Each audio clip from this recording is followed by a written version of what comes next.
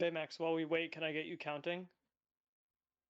48, 49, 50. We synced up. Keep going. 55. Well, not 55. 56, 57, 58.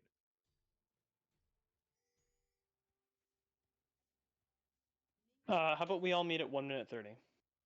Okay.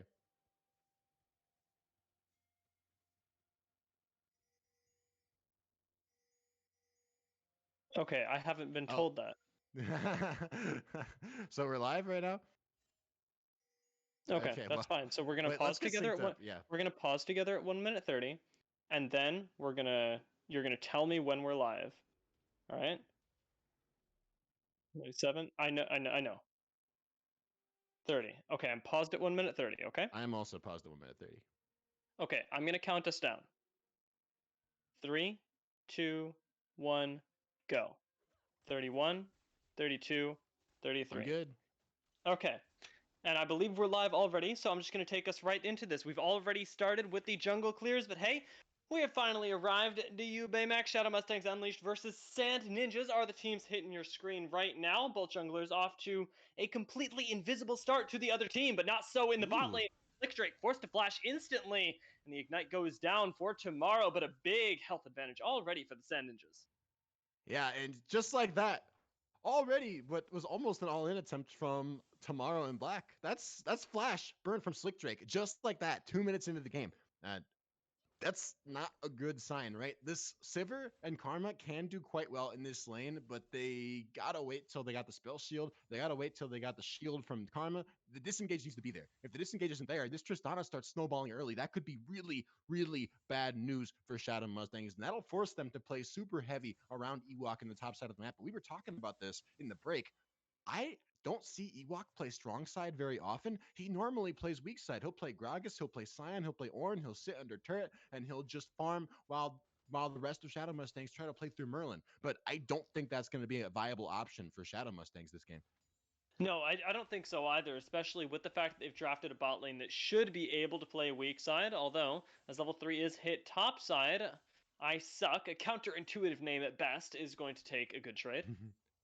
Yeah, and keep in mind, I Suck, he's on the Camille, so he's got the hook shot to escape a gank, but he does not have flash. He took Ignite teleport into this matchup, so he is trying to bully Ewok, and I don't know if Wokian is going to be able to have enough presence on the Graves to do anything about it, because Camille is, one, hard to gank already, and Kled doesn't offer that much setup, and Ewok is already beginning to fall behind in this lane.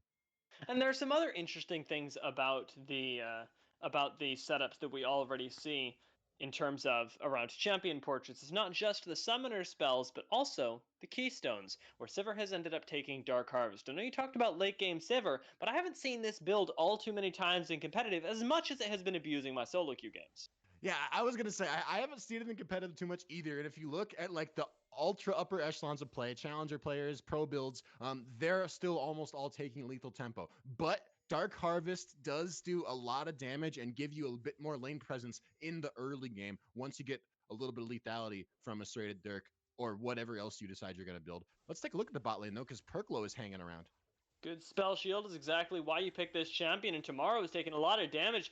Hex Flash is channeled by Perklo, but I think it's a little bit too late. First Blood will go down, and Slick Drake might be the response here with the hop forward. Black Masu will take him down. Walking in now wants to go toe-to-toe with Skarner. Has the backup theoretically of 13 Green Ninjas, but he can't get over the wall. And Walking, we're left in like this series of 1v1s. Teleport down here might just be another one joining the fray. Double teleport it is, but Perklo will go down first. Merlin claims that kill for himself and traps Wang to Bang inside of the cage where he's so ridiculously low. Will end up going down, and it's a double kill for this bot lane. It ends up being 3 kills in trade for just the 1 in response. Actually, 2 in response now. Yeah, Ewok solo killed Isaac. While all that was happening bot lane, oh my god, somehow Ewok found a solo kill onto Isaac, and I just sort of assumed that it was the top laners when I first saw those teleports being channeled, but no, Cassiopeia and Vigar arriving onto the fight, carrying the banners for their teams, saying, "We will bring victory," but only one team got victory. Although, at the end of the day, that was a 3 for 3, right? We're even. I was thinking it was a even 3 on for gold, 2, basically. and then I was looking at that fight going, okay, 3 for 2, definitely favoring the Sand Ninjas right now because they've got all this extra income. Not so. The Kled has gotten off the ground, and it's been something that we didn't get the chance to see or talk about. If we had replays, I'm sure we would, but instead we'll leave that one up to mystery and see what Ewok can do with it next. Well, this is important though. It's really good for Shadow Mustangs that Ewok got that kill because we were talking about it. He's gonna be the main playmaker in the early game for Shadow Mustangs. There's not really a whole lot of other champions on the map that SMU can look to play around. Um, that being said, especially if they're already losing on the bottom side of the map, like look, okay, the last team fight was a 3-for-3 technically. Look who got the kills on the Sand Ninjas. It's Black on the Tristana, right? He's 2-0. It was already this lane was already being bullied from the side of the Sand Ninjas. They were already bullying Shadow Mustangs. That's going to get even worse now. 2-0 Tristana is terrifying this early on to the game. And on the top side of the map, Sand Ninjas are sort of doing what they can to reinforce this weaker top lane and Isaac who got the kill. In fact, right now it's Isaac who's got the pressure. Yeah, he's doing what he can to turn this around. Tuba takes a boatload of damage. Hasn't gone down yet, but Merlin will pick up that kill. Wang Bang having another one, though, in his pocket. And Perklo does have the Skarner ult to be able to keep him down. Oh Big my gosh! One comes in from Wang Bang, and they're just taking this fight in the jungle all the way. Ewok, though, so ridiculously close to taking Perklo down, is in a lot of trouble. Tomorrow, same thing in that bot lane. Ewok managing to survive for right now. Could remount if he gets enough hits in, is looking for them. Wang Bang should wisely back away here, as you do not want to fight the remounted Kled. And another interesting fight. It ended up turning into a 3-versus-3 brawl, but Sand Ninjas coming out slightly ahead, finding a kill onto Wang Bang and a kill onto Perklo, invading Wokian in his own jungle now. So top side of the map, feeling the pressure from Sand Ninjas. Bottom side, definitely feeling the pressure, looking for the engage. And we're feeling even more of it. 13 Green Ninjas cannot play this game. You've only got one spell shield here, and as much as you wish you were Morgana right now, this is the hand you've been dealt. Yeah, so well played by the Sand Ninjas, right? Perklo hanging on the top side of the map, trying to make sure that Ewok isn't able to find any other major victories. Meanwhile, bottom side of the map, the Rel and the Tristana are just making quick work of Slick Drake. Okay, this is an awkward turret dive, though, and it could cost them their lives. Tomorrow, gonna eat the last shot from Wakian, and Black Master doesn't seem like he's escaping either. A big shutdown does go over to Slick Drake off of a pretty significant overextension. Yeah, a very significant overextension, right? You already got the kill onto Green Ninjas. You don't gotta look for more. You don't gotta look for more. Just auto the turret a couple times, take the turret plate and back off. But now Shadow Mustangs get a nice shutdown onto Black. Kill tomorrow as well. They're moving in on the Dragon. First Dragon of the game spawned 3.5 minutes ago, but it's only being started up just now. And it is Shadow Mustangs who are looking to take it. Perklo wants in here, although we might see the fight afterwards. It is surprising, though, that in a weird turn of play, Shadow Mustangs are the ones that have the priority on this objective. Perklo on the hunt here is going to get the impale, but there's no backup just yet. And with the teleport in the back line, there's not going to be. Perklo goes down in the front line as Ewok tanks up everything in the front line. Big Cassiopeia ult almost finds several kills, but now Wang Bang still on the retreat here. Pops the Conqueror and will be able to get away. It is a 1-0 right now as Sand Ninjas lose not only the Dragon, but another member. A little bit of consolation prize. I suck getting 3 turret platings in the top lane off of that teleport from Ewok, but still, the coordination from Sand Ninjas just sort of seems like it's not there, right? I suck either not communicating the teleport advantage of Ewok or as a team, Sand Ninjas just sort of not playing around that TP advantage being there. And also, if you look at the actual team fight, Perklo was diving ridiculously deep to find Green Ninjas on the backline. I think he may have even flashed for it. And the rest of his team was playing back like they didn't want to contest the Dragon. They were all hanging around closer to their own blue side jungle or their own red side jungle. And it was just, it just felt very much like Sand Ninjas were not at all together in that fight. And that can't be, right? If you're playing this engaged team that requires precision trigger pulse, the Skarner ultimate, the rocket jump, the Rail magnet storm, right? You've got to be together to execute on those plays. I certainly do. I want to see if Sand Ninjas can pull that back because they've actually struggled with their coordination just in general, not really knowing their limits. And that includes Tomorrow, who goes in on the bot side trying to make up for it, but is going to eat a lot of damage and might just go down one more time. Slick Drake goes on a killing spree, and it feels like these things are just being handed to him in a lane that should be winning. Speaking of lanes that should be winning, I suck Goes forward in the top lane. Ewok looks like he's trying to walk this one out instead of fighting it, so maybe not feeling as confident based on his early lead now that it's been equalized with the turret plates. It's more than equalized. There's a 400 gold lead in the top lane for Iceduck. He is actually pretty strong. Despite being down a kill, he's up in CS, and he's got kind of a champ diff going on. Kind of does, although Ewok decides that this is his fight to take. See what happens here. Will he be knocked off of Kled? Certainly will. Now put into the cage. Needs to get these auto-ins, but with no violent tendencies. Doesn't have the attack speed. Is under tower and almost gets the remount, but I suck. Takes that last turret shot. Walkie able to secure it with the collateral damage.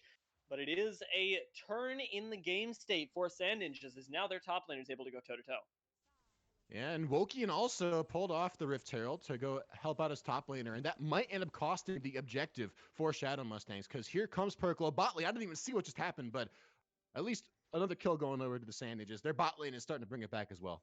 This is actually just happening on cooldown. It's just this Hex Flash, and now with no support, your AD carry is going to die as well. Fortunately, Merlin managed to find the kill onto Perklo on the other side of the map, but we've kind of devolved into a really awkward game state, sort of the Fiesta-ish game state, it feels like, as neither teams really seem to know their limits.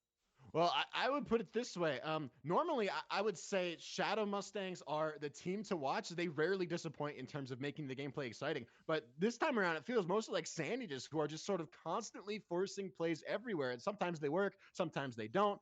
Bot lane especially, just Black and Tomorrow constantly. You said it, off cooldown, going in bot lane. Who cares where Wokian is? Who cares where Merlin is? Who's got teleport? I don't care. We are Tristana and Aurel. We are going in. Do you have Rocket Jump? I have Magnet Storm. All right, we're going in.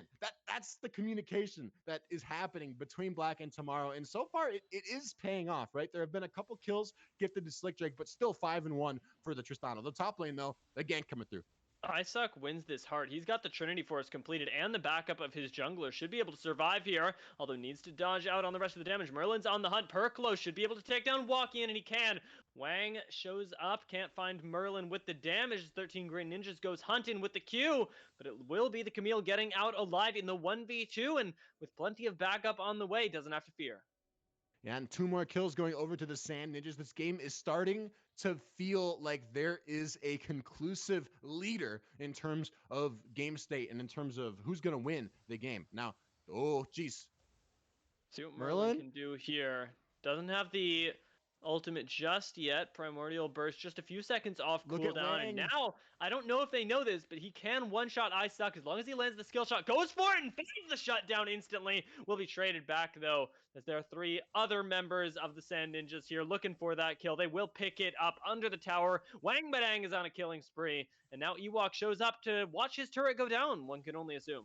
Ooh, he's trying to pick a fight over it.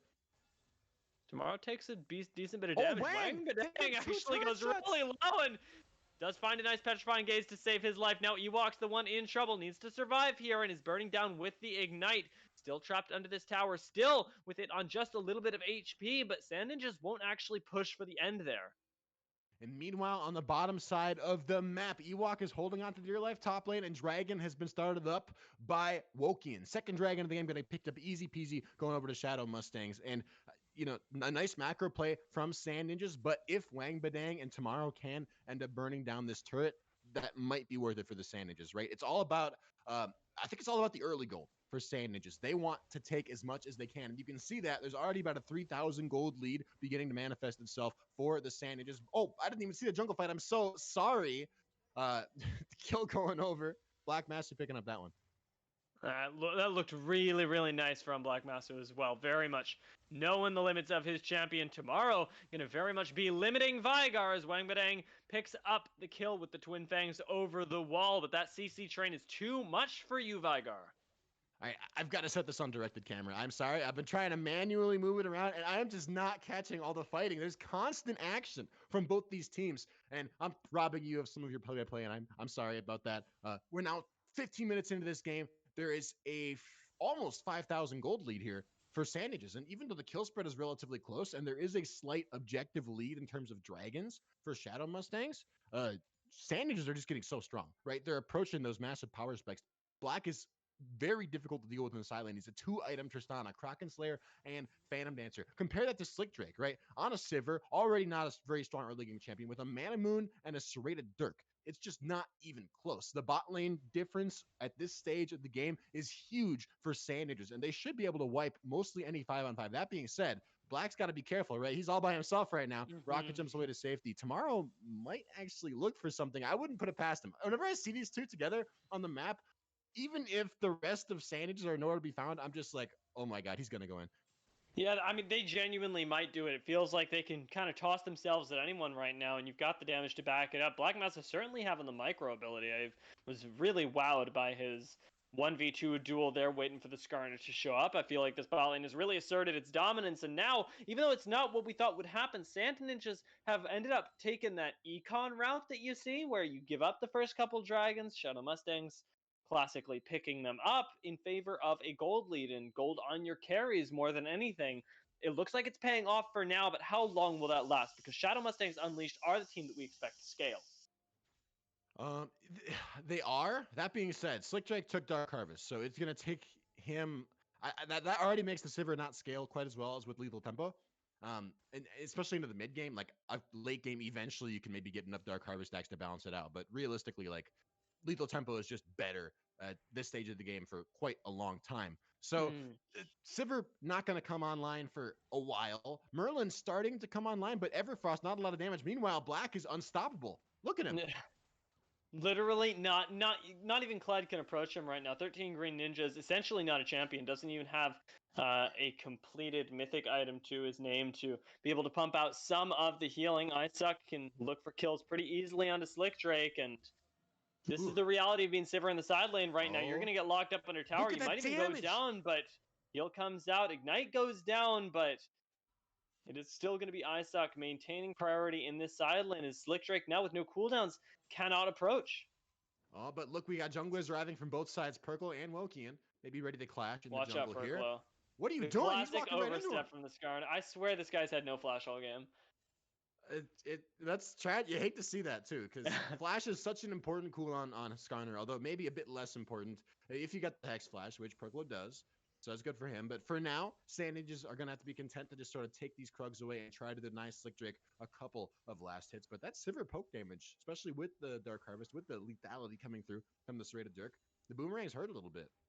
Oh, it's no joke. This thing kind of monstrous once it does hit the rift, and it's giving just that little bit of extra space, extra wave clear to Shadow Mustangs, which is the one thing that they definitely have when compared to Sand Ninjas.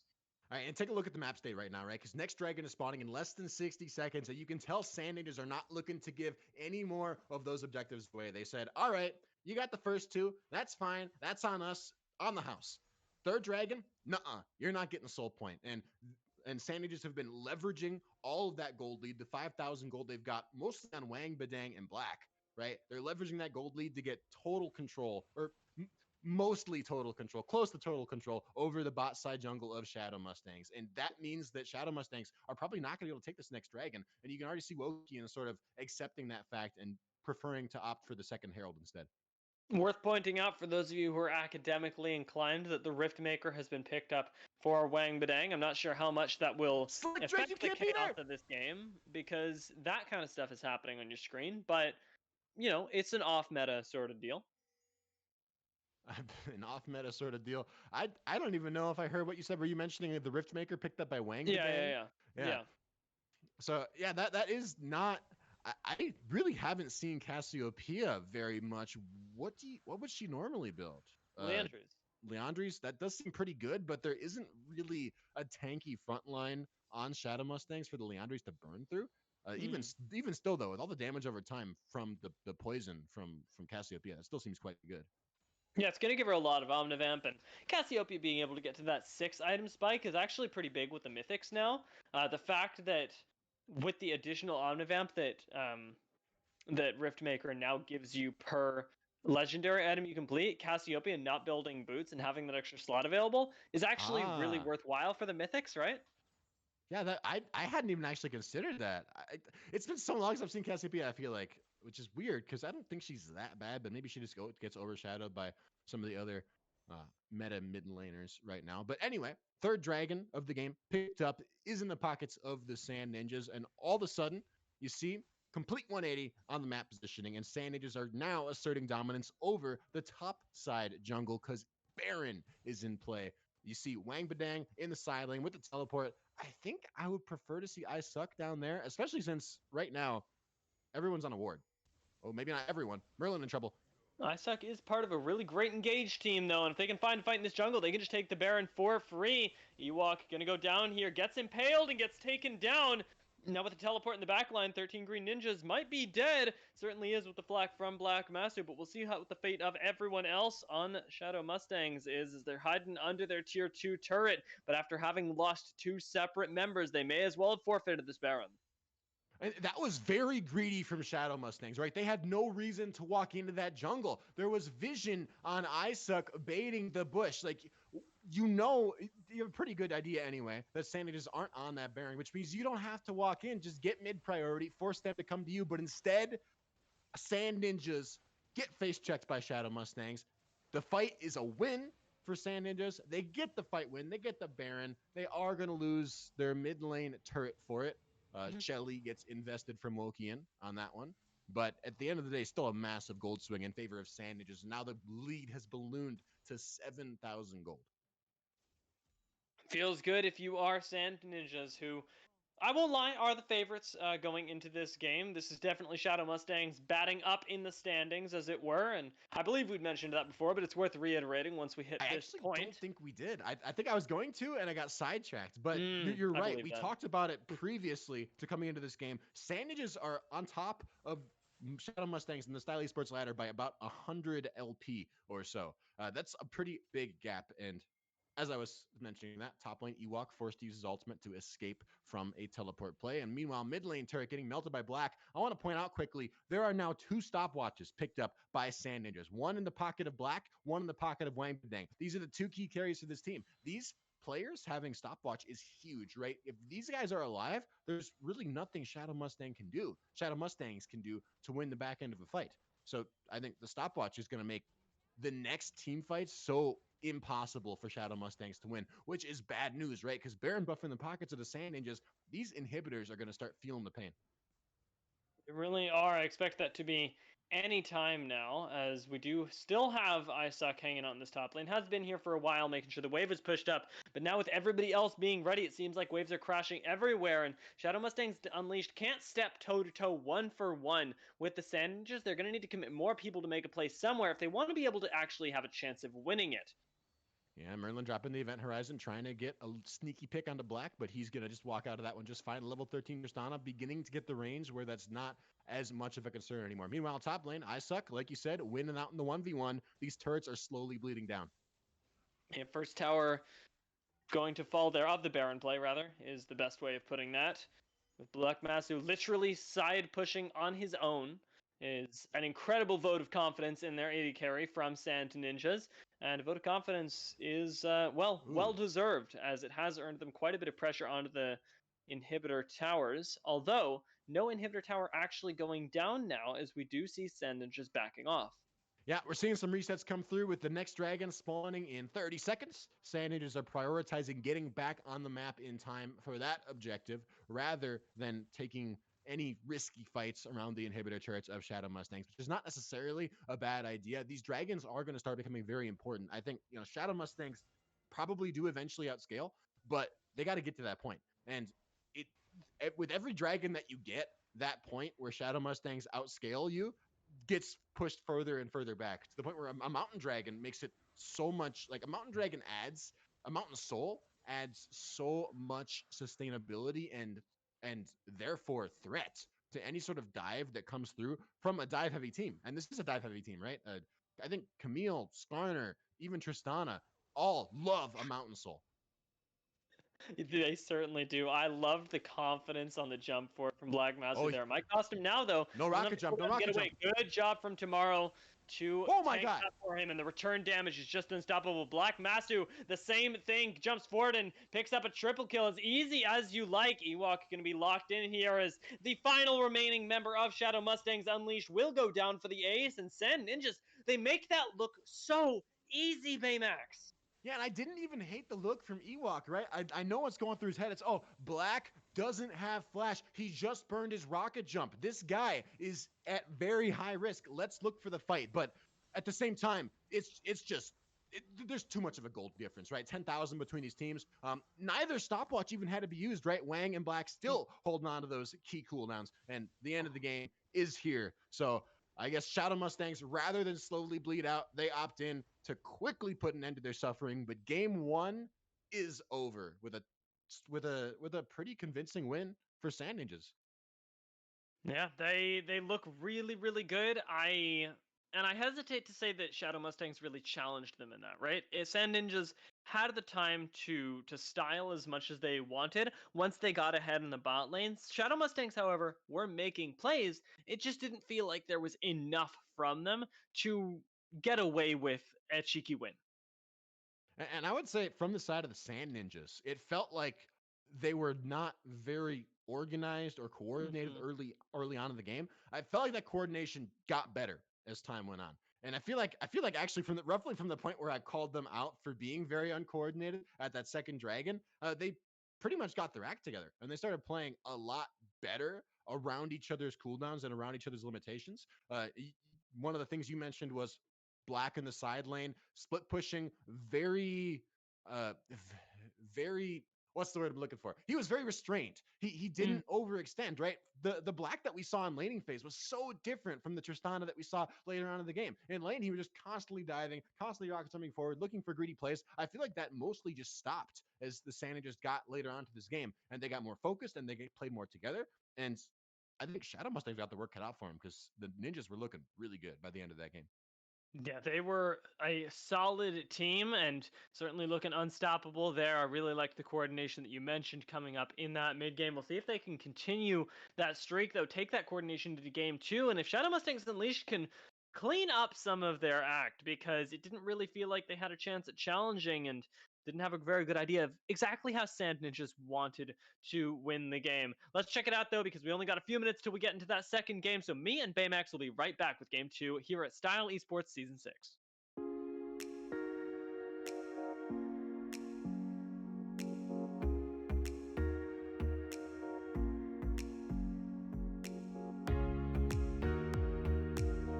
We out?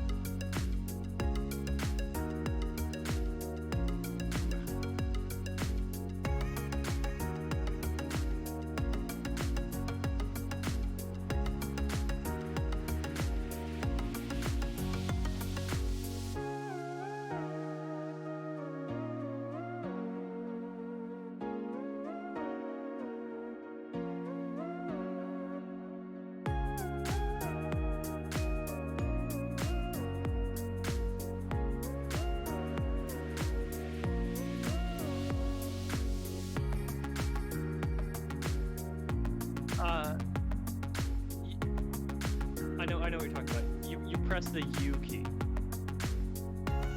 Yeah.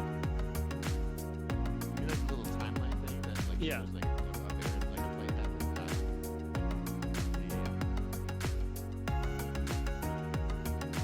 I mean, if that was all that went wrong, then that was a pretty successful first. Like stuff's gonna go wrong.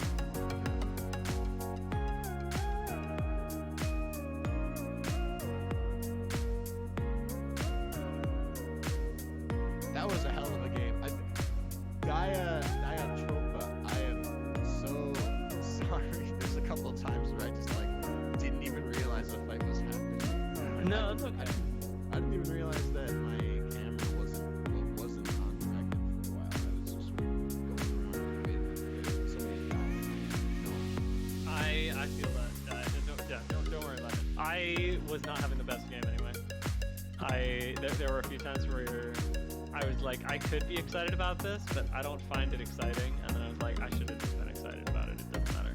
It's a little hard when the teams are so. It feels like such a point for them. It's just like, all right, here we go. Who's gonna win the fight. Yeah.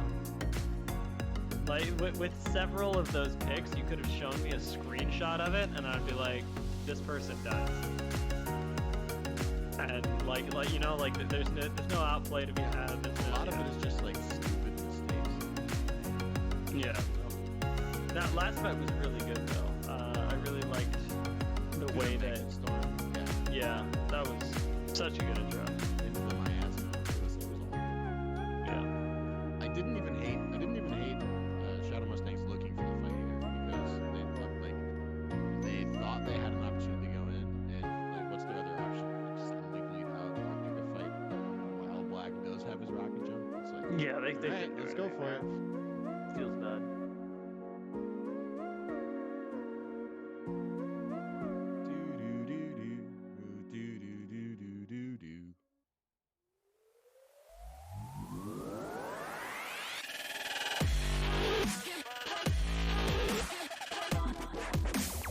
Oh yes.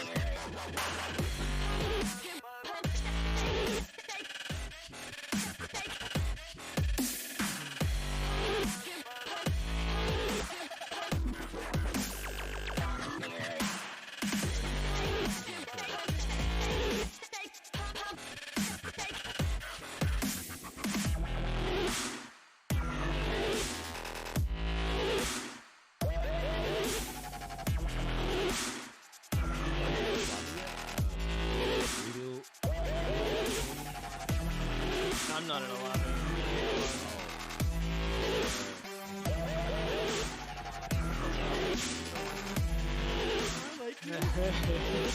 I'm sorry, there's so much going on. I felt like homeless today. It's pretty stupid. I understand.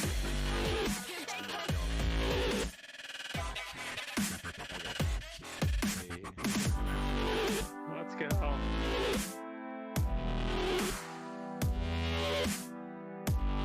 Right now, I think I just heard.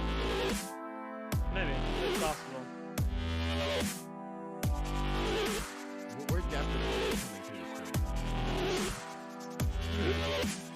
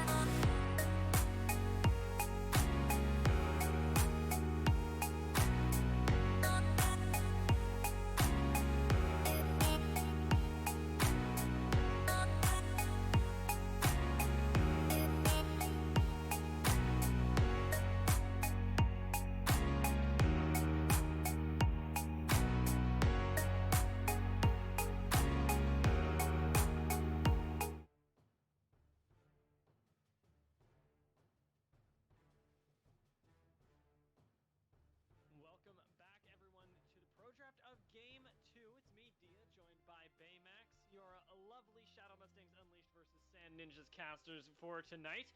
And teams haven't swapped sides, so we may see something pretty similar. I'd be surprised, though, as Shadow Mustangs Unleashed, they got a lot of ground to cover. Yeah, making it easy for us. I appreciate the sides didn't switch, although unfortunately, they like you said, that might be bad news for the Shadow Mustangs because they lost game one. They might want to look to shake things up, but so far they're gonna start off shaking things up by taking the Camille away from Isuck was the one who was playing it actually. So in my notes I have, by the way, worth mentioning, in my notes I have Isuck as the mid laner for Sand Ninjas. Him and Wang lane swapped in that last game, so they may look to do it again, or they might look to have Isuck play mid and Wang play top. Sand Ninjas have a bit of a flexible team. Their top half of the map is pretty flexible, so we'll see. Yeah, they got a lot of options. I don't know if the Camille ban is going to be very useful.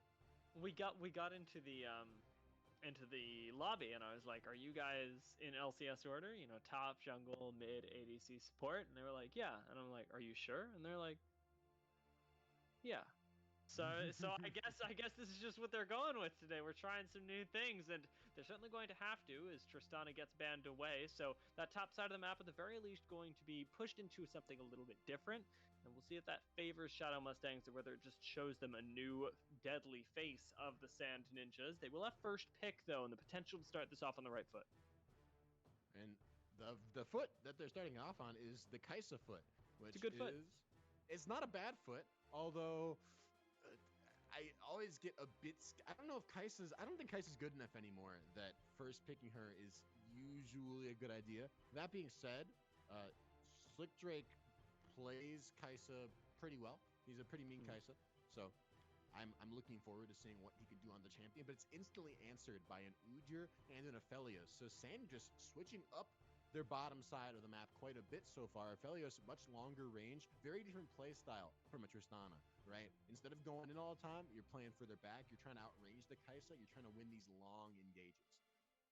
Yeah, and you're trying to play this very, very telegraphed front to back play style that Udyr is really going to support. I like what Shadow Mustangs are responding with, though, and that is two things: comfort and threat.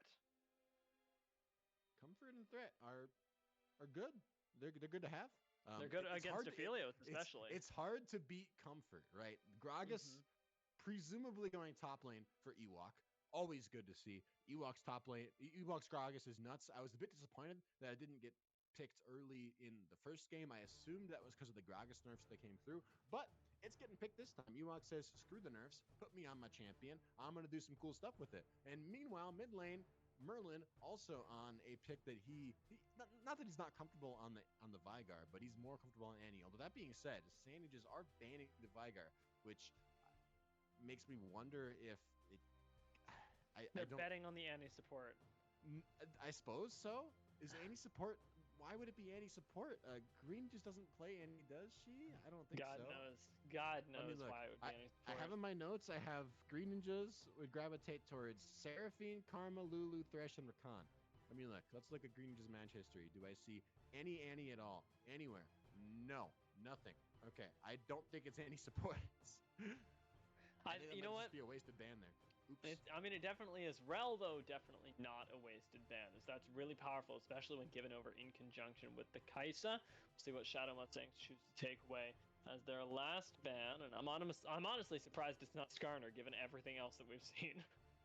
I mean, yeah, you know. Like, given the fact that Camille and Tristana and Cassiopeia were all taken away, Rel's already gone. You may as well just take away the Skarner and make sure Sen just can't pick anything. Just for grins. Just for grins. Yeah. I don't feel like the Skarner was that impactful last game, and I think it's a bit difficult to play around. That being said, the ultimate is just too good sometimes. So Sion getting what the heck are Shadow Mustangs doing? What is this? Gragas? It might be a Gragas jungle. Okay, I think it is a Gragas jungle actually, because Wokian does have some Gragas games under his belt in his match history. The Graves was left open, which is typically his comfort pick, but the Gragas, I think, is meant to bait Sanders into picking something top lane into the Gragas and then switch up on him. It's a Gragas jungle, Sion top lane, and you just got bamboozled, son.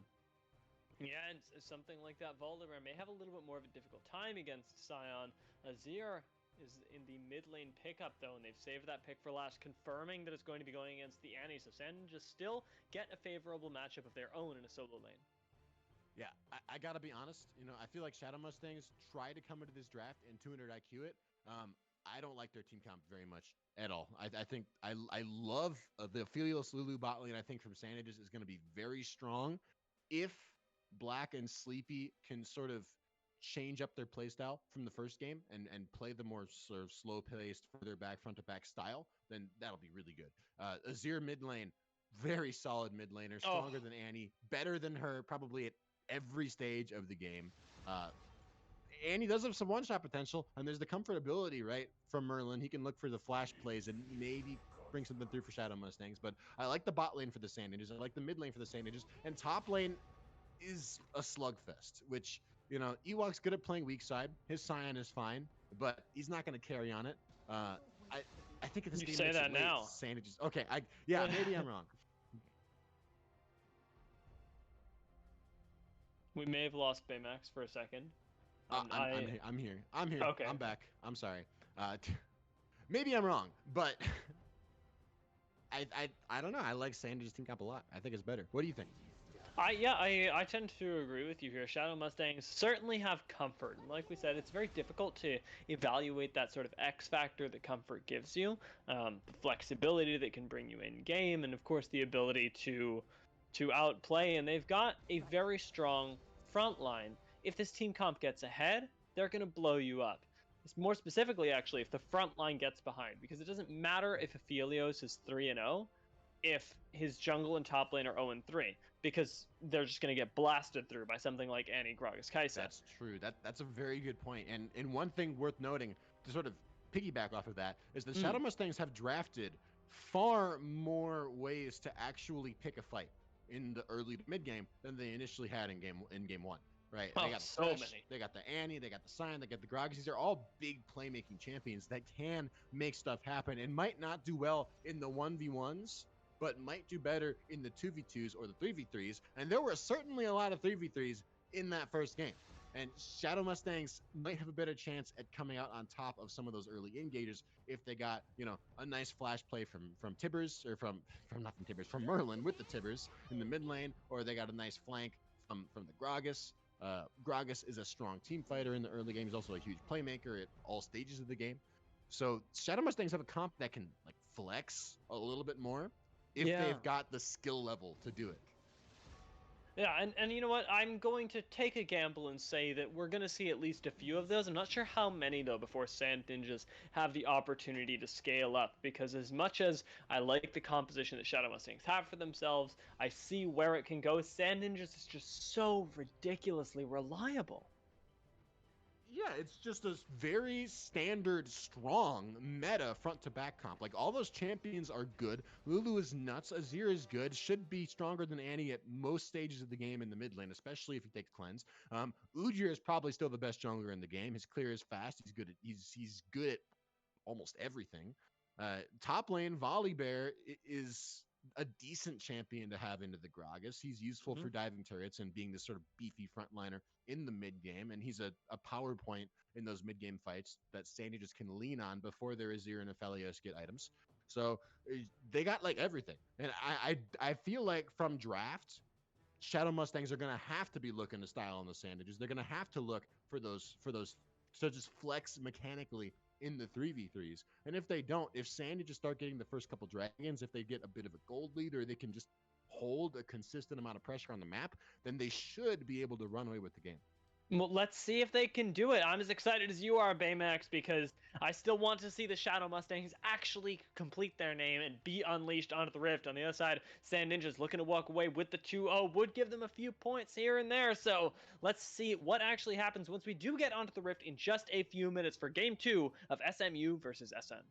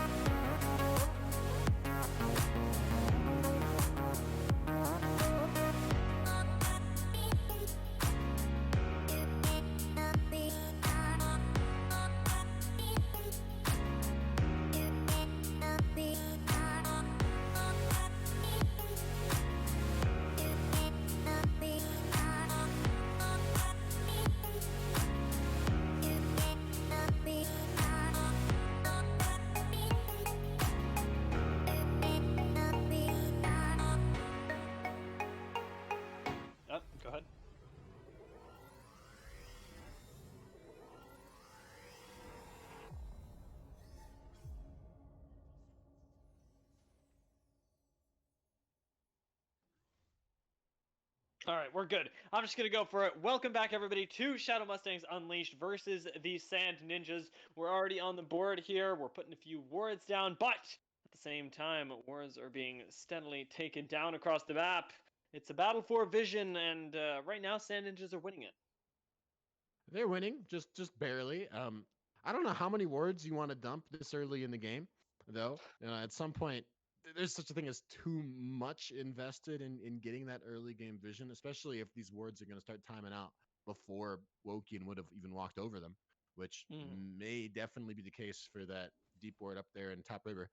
But we'll see. We'll see what happens. Either way, we're jumping right into the second game of the series, and right now, once again, Shadow Mustangs versus Sandages. Sandages took the win in game one. Shadow Mustangs got their backs against the wall. They're the underdogs anyway to begin with in this series, down about 100 LP on the Style Esports ranked ladder. But we got some comfort picks. Ewok is on the Scion. Definitely familiar to him. I like seeing Ewok play weak side champions. Merlin on the Annie. He's a big playmaker on the Annie. His Tibbers is scary, man. Don't step to this guy. And Wokian on the Gragas is going to give Shadow Mustangs a lot of tools that they didn't have in game one to play around the bottom side of the map. Between the Gragas and the Thresh and the Annie, I think I like Shadow Mustangs team comp this game more than in the game one, but I also like Sandage's comp a lot. So we talked about that in draft, but the Sandages, they got the mid lane counter, they got bot lane in a pretty good spot. Aphelios Lulu will scale to infinity and beyond.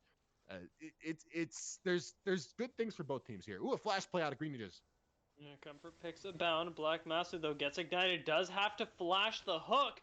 Now gets to walk back in and trade with his range. Slick Drake's trying to burn down Tomorrow, but it will end up being relatively even on both sides. The difference being in the summoners.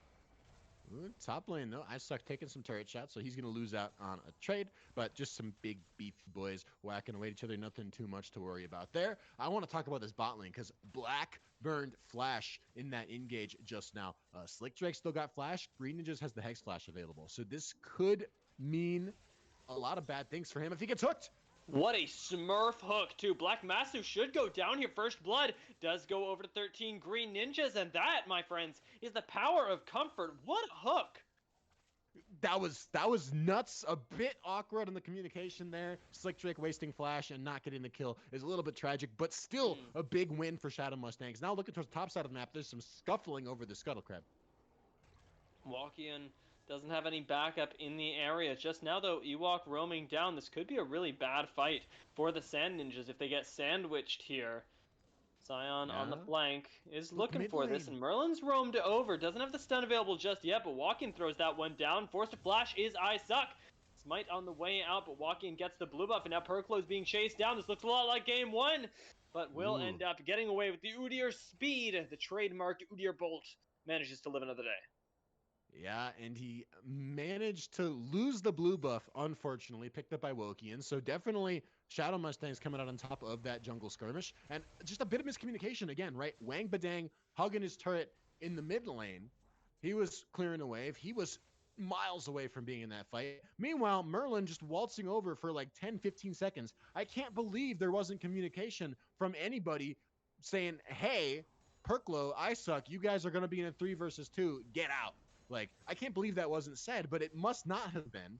At any rate, right now, Shadow Mustangs find themselves with the lead they didn't have in game one, although I Suck looking to turn it around. Okay, Ewok forced to flash right here, although no actual flash in the jungle. I Suck! Oh, he goes so low and he goes down!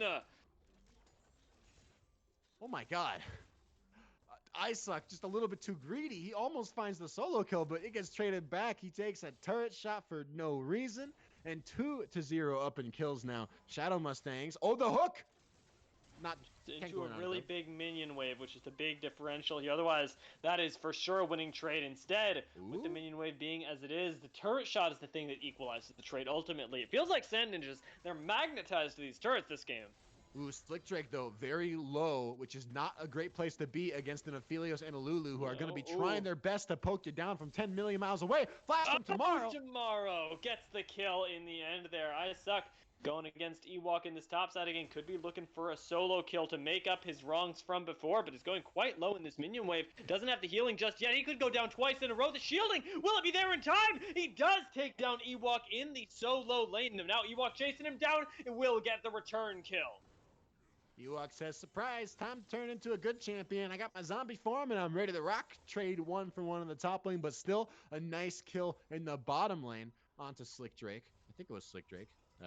Well done by Black. Yeah, it was Slick Drake. Well done by Tomorrow. Nice flash pickup, and both supports beginning to get some kills. Right, 1 kill onto Green Ninjas, 1 kill onto Tomorrow. Both AD carries feeling maybe a little bit starved, but that's okay. I don't hate having gold on a Lulu. The quicker she can get that Moonstone Renewer, the better.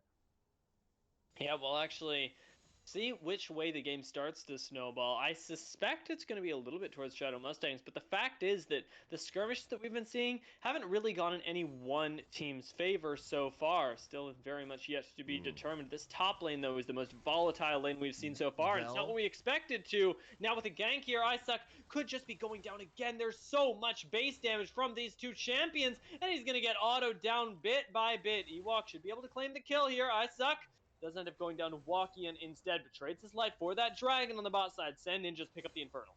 I think that is actually a fine trade for Sand Ninjas, right? Ewok and Wokian are not really likely to carry the game off of getting a couple kills in the top lane. Meanwhile, bottom half of the map, some solid leads beginning to present themselves for the Sand Ninjas. An okay CS lead mid lane for Wang. Okay, a pretty good CS lead in jungle for Perklo, and bottom lane, Tomorrow and Black have had a pretty good amount of lane pressure as well. They're sort of being allowed to scale up, right? Which is not really what you want to see if you're Shadow Mustangs. You want to be trying to unlock the power of this Thresh and of this Grogster. Meanwhile, they're getting dove. Oh, if this goes well, it is just over. Double teleporting here to try to save your life for Shadow Mustangs. Wang Badang, though, the instant stream, a shovel out from under the tower. Merlin gets scooped up, almost takes down 3 members. The stun, though, is not enough. A double kill goes over to Black Masu. 13 Green Ninjas lands the hook under the tower, but can they take him down? As now Black Masu tanks the turret shots, flashes away. Perklo goes down, and 13 Green Ninjas outplaying under this tower still won't be able to save the play, as ultimately Sand Ninjas do get the double kill for their AD carry. Yeah, SN can't seem to decide whether or not they want to die for that last kill. Now toppling Wokian repaying another visit. All right, we do get Volibear trying to get out, but that's a really good cask. And once again, Volibear does fall, but this time I can confirm, I agree with you. The trade is super duper worth it here. So much gold is going into this Aphelios that... Yeah, it's like, man. Honestly, 3-1 Scion, who cares? Maybe Ewok will make me eat those words. Maybe, but Maybe. I kind of doubt it, because look at how many turrets are falling bot lane. 2 kills picked up onto Black. 4 plates dead. The dragon picked up as well. Mid lane, Wang Badang, teleporting with that the insane Emperor's Divide was really good. Slick might be in trouble again. Look at the bush bait in the bot lane. Oh. Yeah, I'm pretty spooked. That's a really good hook, but Wild Growth is going to buy Black Master a lot of time. Doesn't have the best guns for fighting, though, so should be pretty scared here. With the Moonlight Vigil connecting, though, the Gravitum picks up the kill. Not the best guns for fighting, but a level advantage is going to put the nail in the coffin. Anyway, Slick Drake finding himself dead with a gray screen for the 3rd time this game. In bottom lane, once again, Black is presenting, or not just Black. I want to give credit to Tomorrow too. Tomorrow and Black are showing up big for Sand Ninjas for the 2nd game in a row. This turret is almost dead, but Wokian is here. We'll see if he can actually save the tower right now. Black Masu looking for a little bit of poke through it. Is going to tank some turret aggro, unfortunately, but this is the dynamic duo, right? It's a Lulu plus hyper carries. This is greedy. Although overstaying for this tower is a problem. 610 gold does go to the pocket of Black Masu, but the shutdown goes to Thresh. You don't want that kill on the Thresh. Anybody else, and that play is so worth it for Shadow Mustangs. Mid lane. Merlin should go down here. Flashes away, though, and manages to stay alive for now. Should be pushed out of the mid lane later, more importantly, though, as Wang Badang should be able to walk out of here. Walking flashes for this. Could get a kill here, actually. There's no jungler to protect him, though. Istuck is collapsing. It's not going to be fast enough. Gragas ends up assassinating the Shuriman Empire. A fat man with an alcohol problem ends up taking down an Emperor of Legend. You know, never underestimate your enemy, right? Just because he's fat, just because he may struggle with some addiction problems, doesn't mean that he can't take your It doesn't mean he can't take your lunch money. I don't know what I was gonna say there. It doesn't mean he can't clean you out. He definitely can. Wang Badang, his first death of the game, getting on the scoreboard there. But still, at the end of the day, it wasn't a bad look from Wang and from Perklo. Merlin just barely getting out with like 10 HP left. Now, top side of the map, look who it is. Green Ninjas paying a visit. It's a 3, maybe a 4 versus 2. Oh, mama. Well, it's definitely a dead Udyr. That at least I can confirm. There's no way he's getting out of that CC train. Gragas, Thresh, and Scion. But the question is, how much does it matter? Because still, the everlasting question for Shadow Mustangs Unleashed is, if we're getting stuff in top lane, what is happening bot? Well, what's happening right now, bot, is this bot lane inner turret is melting. One more wave, maybe not even that. And Black is going to be making it he's going to pick up the second turret of the game already. Like, bot lane inner turret falling at 11 minutes is a big sacrifice to make to try to get your hands on this first Herald, which it looks like probably is going to go over to Wokian, but Wang is paying him a visit here. All right, if Slick Drake goes down here, it's good, but you've got to take down this turret because everybody's paying you a visit right now. Scion shows up right now, and Black Master and Tomorrow know they're in trouble. With no wild growth wasted, 4 members in the bot side will be more than enough to take down this duo. And a bit of over-aggression from Black and Tomorrow. Bot lane turret didn't end up going down. Meanwhile, Herald was actually snuck away by Wokian as well. So somehow, Shadow Mustangs getting their cake and eating it too. They get a play on the top side and the bottom side of the map. Perklo starting up this dragon. I don't think he can go for this. Wang getting caught. He's just going to die. This is so rough here, losing your mid laner after you've lost your bot lane. You're losing all your carries. You're probably going to lose your life here, although Gragas Cask does end up bumping Perklo to safety. That safety is meaningless when you can't do anything with it. Huh? What? Huh? What just happened? What? I have so many questions for Sand Ninjas on everything that just happened. Black and Tomorrow, why are you diving that inner turret? Get out of there. You can't push up that far with no vision control. You got to know when you're going to get collapsed on. Also, what the heck are you doing starting that dragon, Perklo? You can't do that. Your entire team just died to their entire team, which is on the bottom half of the map. And Wang, same deal with you. Why are you face checking that bush? Leave. You can't fight over that dragon. But Sand Ninjas do fight over the dragon. They lose the fight. They lose the dragon. They lose some shutdown gold on Black. They do almost trade back a kill onto Merlin mid lane. This Aphelios is still very, very strong. First item, Kraken Slayer picked up for Black. He's in a good spot, and the gold is still relatively even, but there is a 12-5 kill lead in favor of the Mustangs. Yeah, and it's really misleading, right? Because we're looking at this and going, well, Sand Ninjas are in a position to win the game. They're the ones with the Aphelios, but so many of these kills have gone over to Shadow Mustangs Unleashed, which is weird when we look at the gold. Where's this gold coming from? The answer to me is just these turret plates. Turret plates, his CS is also the highest in the game. That's worth mentioning as well. But turret plates bot lane, turret plates now mid lane being gifted. So the Aphelios, he's going to be huge. Merlin looking for a play. I'm not sure if you end up getting this kill here. You might just go down instead. Gravitum is going to hold Merlin in place, and Tomorrow does end up getting that kill, but gold is gold is gold, and right now, Black Master being alive is the one true god for Sand Ninjas. Wokian. Although, you gotta stay in this fight. Nice lander from Wokian, but here comes the bear. Isuck has the ultimate available.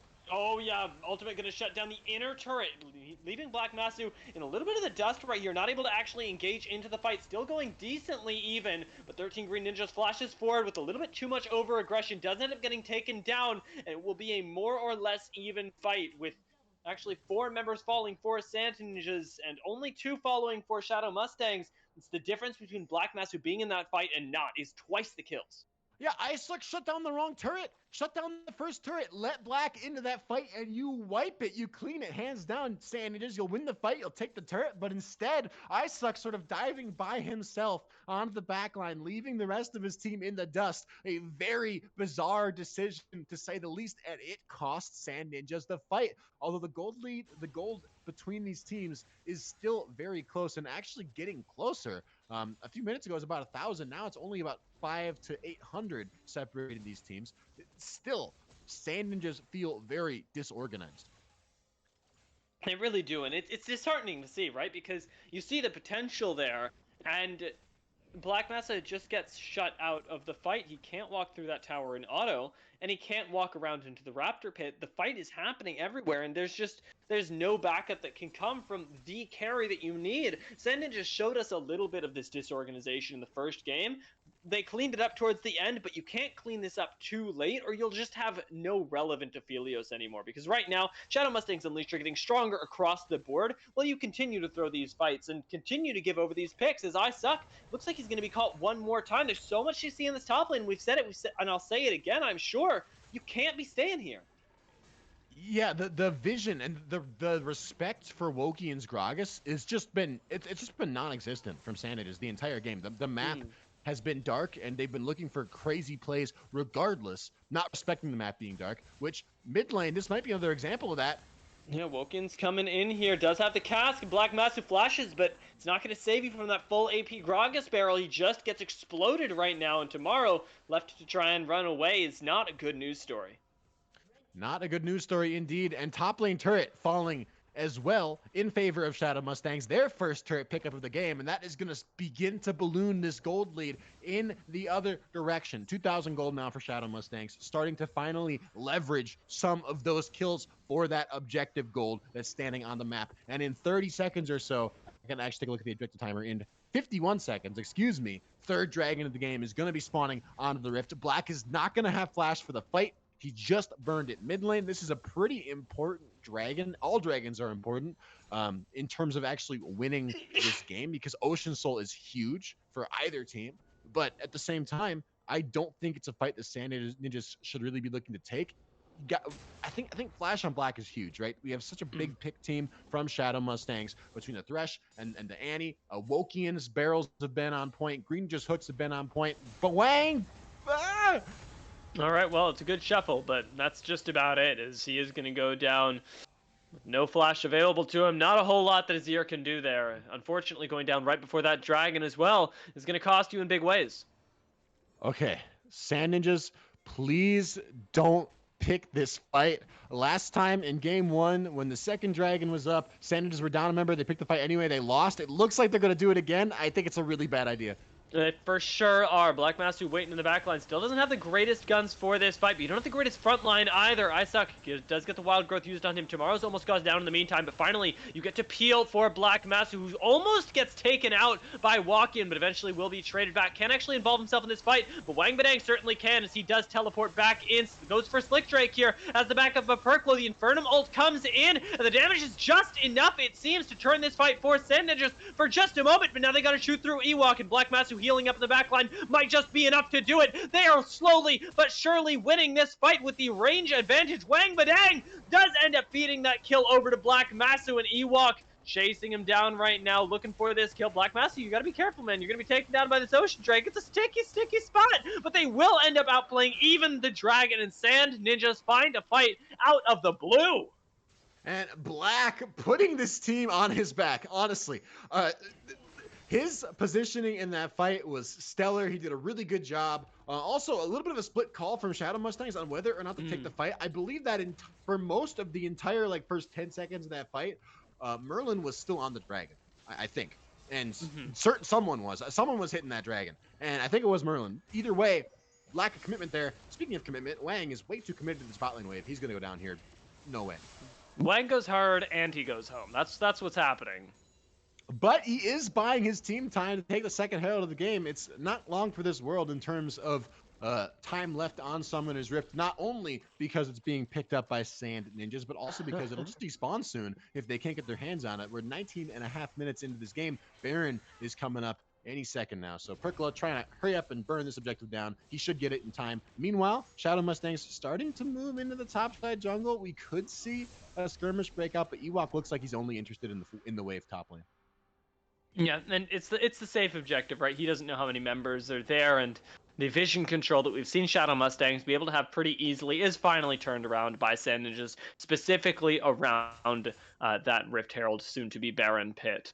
Good call from them, and Shadow Mustangs still playing relatively reserved. I don't even think that taking that fight around Dragon was that bad for them, as much as the micro was not ideal. The actual idea there is fine. I agree. It just felt like Shadow Mustangs weren't on the same page as to like, do we burn the dragon? Do we take the fight? I honestly, I feel like the Shadow Mustangs were just a little bit surprised that Sand Ninjas were taking the fight at all. They're like, you're behind, you're down one of your main carries. Why are you even fighting us? Is probably what was going through their head. That's what was going through my head. And so they were like, do we even need to commit to this? Can you guys just stall while we burn dragon? And I think there was a bit of a split call, but whatever happens, Sand Ninjas took advantage of it, and they somehow won the fight. And just like that, it was starting to feel like SN were beginning to fall out of this game. They're right back in there, baby. They're down less than 1,000 gold. They're approaching Dragon Soul points. They're potentially 7.5 minutes away from having an Ocean Soul, which would be obviously a very huge deal. They're definitely still in this game. Plus, Black's Flash is going to be back up. Black has been playing these fights mechanically very well. Merlin mid lane flashing. You can't really say the same for Wang Badang, who will end up going down. 5 members show up in this mid lane, and they're escorting a nice wave. It should net them the turret. Black Massa finally having to join up in the mid lane here. I'm not sure with how many people, though, as Suck is split pushing top lane. This could just be the push for the tier 2. Yeah, I was going to say that the good news for Sand Ninjas is that they're probably going to lose these 2 turrets, but they're going to trade away mid. I don't know if they could have held on to that anyway, even if Isuck was there. Although you got to be careful playing around this inhibitor turret. It's not going to go down too easy. This is so awkward. Black Masu has the perfect team fighting guns for once, and nobody from Sand Ninjas is actually there to get this fight going. It's just Perklo and Black Masu, and you can't start the fight alone. Tomorrow shows up now, but Isuck still split pushing in that bot lane. Perklo decides that he's the one that's got to start the fight. Wang Badang trying to catch up right here, but the disengage is going to be enough from Shadow Mustangs. The teleport, you got home on the flank. I don't know if he goes for it. Looks like he's jumping straight into the middle here. Goes for Merlin, and will be an instant shutdown given over to the side of Sand Ninjas. That pick right before this Baron could be really good. Yeah, I was just going to say that could be Baron, right? Leandri's on Wang Badang, a 2-item Aphelios as well. Sweepers are out. Vision is being swept. And Harold Shelley dropped mid lane just for good measure. Black is right on to this Baron, and it's melting quick. It's going to be gone. It's going to go over to them, actually, without walking in the area. This will be Dragon picked up by Sand Ninjas, and Shelly, fortunately, able to delay that super minion push in the mid lane. I've never seen Shelly used like that before. Question to me now lies around this next Dragon, and whether Perklo and Wang Badang will end up overextending and throwing that fight before it starts. Well, we'll have to wait and see. The thing is, I don't want to criticize Wang Badang too badly over that last fight that happened mid lane, because Merlin did flash on him, and it is hard to outplay a flash Tibbers from Fog of War. Merlin doesn't have flash now. That can't happen again. And it is Sand Ninjas who should be back on the map first with the opportunity and priority on getting Vision over the bottom side of the map. You already see Tomorrow dropping some wards in the jungle of Shadow Mustangs, trying to get some vision control before this dragon spawns in 15 seconds. And there are fresh resets coming through from Sand Ninjas. No flash on Merlin. There is a flash on Wokian, but Green just only has the Hex Flash available as well. Meanwhile, Summoner spells available for all the key carries of Sand Ninjas, right? Flash and heal for Black, flash for Wang Badang. I think this is the fight for Sand Ninjas. Wokian got spotted on Vision, not anywhere near the dragon. This is going to go down before he even gets here. We'll see what happens in the ensuing fight. The Slick Drake goes into the back line and assassinates Black Masu. They do secure the dragon in the meantime. Black Masu still alive, popping out damage from the sidelines, and Slick Drake gets taken down by Perklo. Black Masu still manages to survive even after getting flashed on, and gets the healing from the Sever, and finally goes down to Ewok. But the fight is just a matter of cleanup now. Wang Badang's getting chased down. Speaking of cleanup, but Ewok won't be able to follow him over the wall. Perklo on the chase down here, looking for Wokian. It's going to get slowed up. Isn't going to be able to find these last couple of kills. They can turn it on him. Yeah, I don't know. You want to be pretty careful here, Udyr. You're not a happy boy right now. Yeah, he's going to have to play a little bit safe. He should be fine. Should be able to get out of that one. By the way, I want to say that you probably heard me screech, and I'm almost speechless now in the middle of that fight. How, if you're Sand Ninjas, I got to hold the thought. Wokian getting invaded as red buff. Perklo running them down.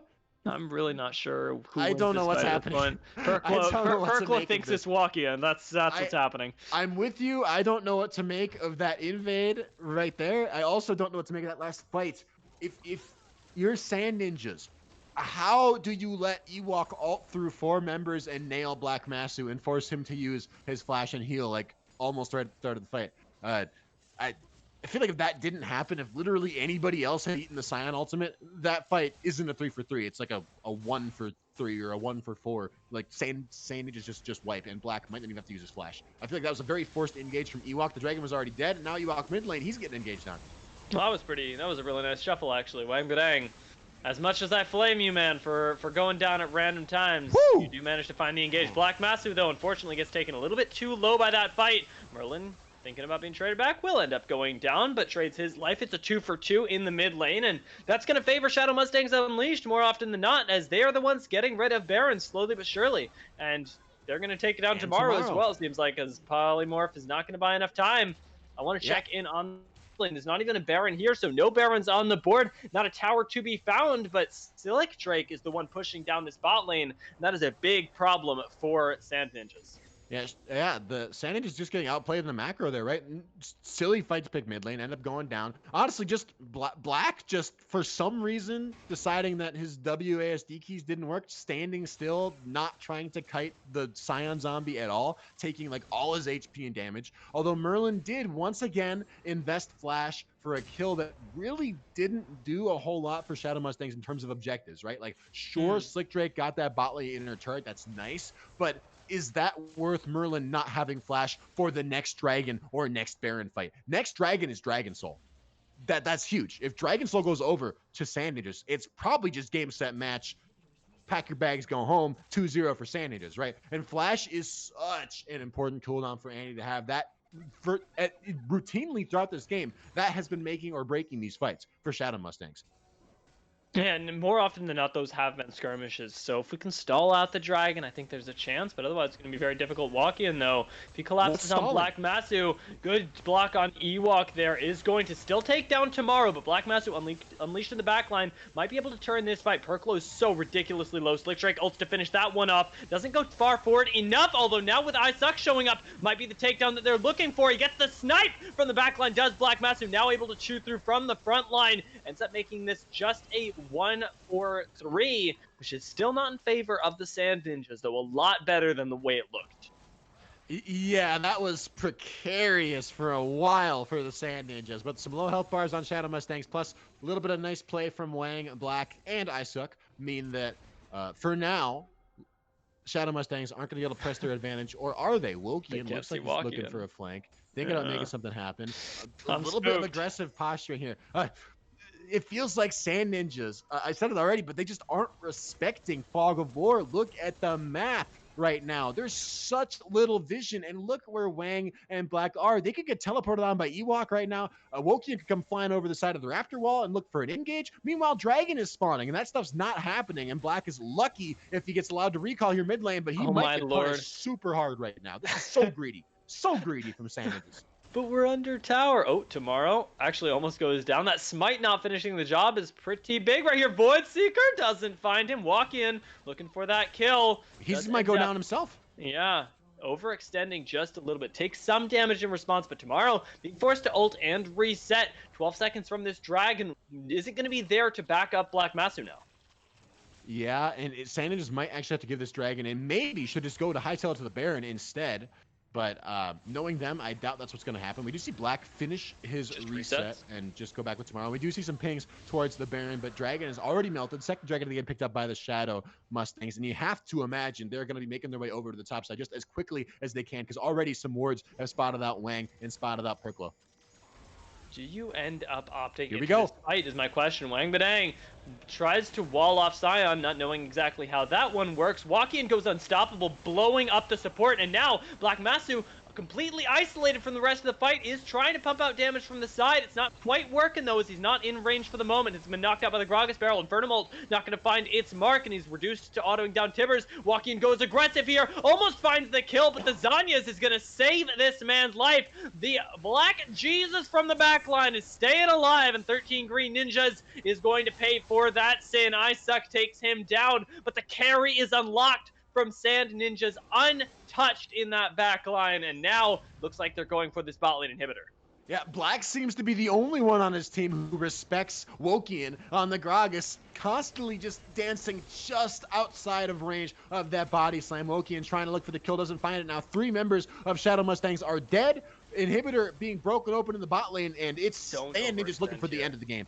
This could be a huge overextension. It could cost them the game. Icesuck goes down to the tower. Slick Drake's gonna manage to escape. Ewok has way too much health to burn through in this amount of time. You've got to back off before everyone else comes up. And Wang Badang recognizing that. Ewok, though, has that ultimate off cooldown very, very shortly. If they want to go on this chase, they're going for it. Ultimate gets popped. Merlin does take down Icesuck. Black Masu trying to lifesteal back up in this back line. Gets the red buff. And the wall should stop any further chase down here. Nope. Walking, though, goes over the wall. It's such a big cast, but it's not quite big enough to take anybody into the front line.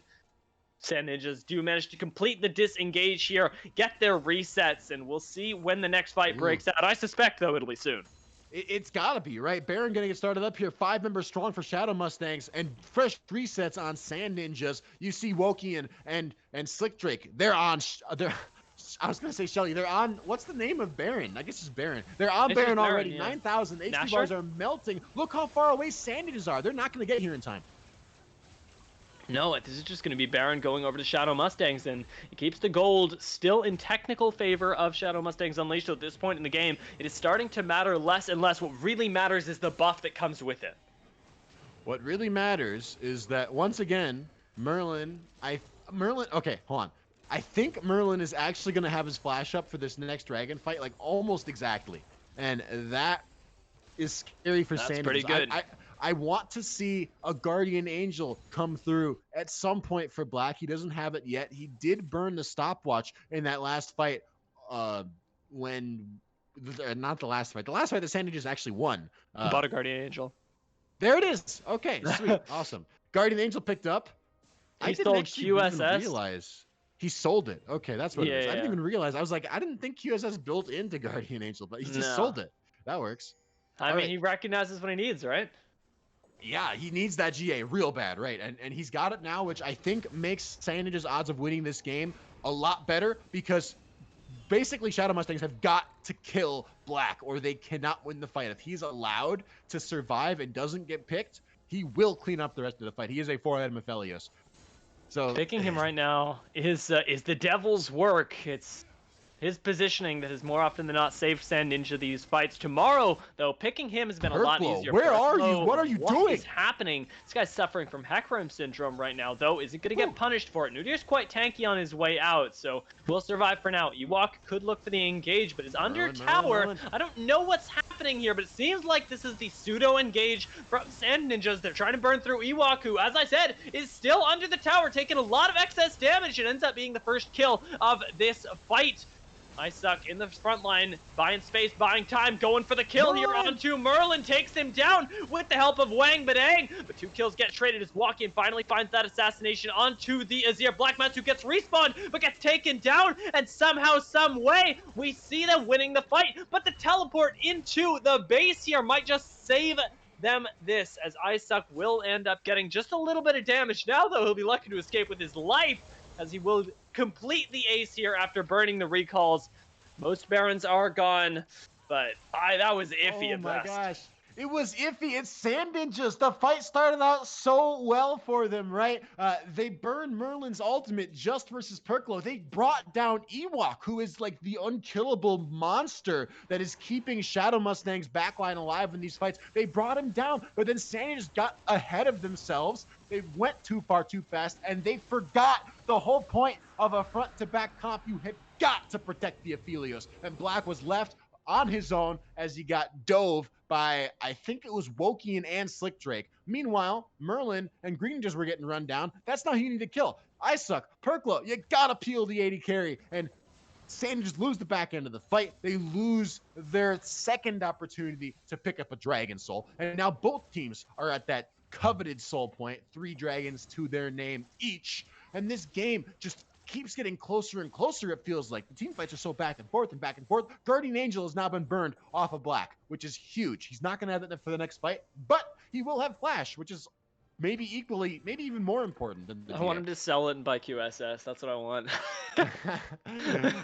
That might actually be good. Although the Guardian Angel cooldown is not super long. It's already about a third of the way back off cooldown, and Black has got his flash to keep him alive in the meantime, so I think it's fine to sit on the GA. We'll see.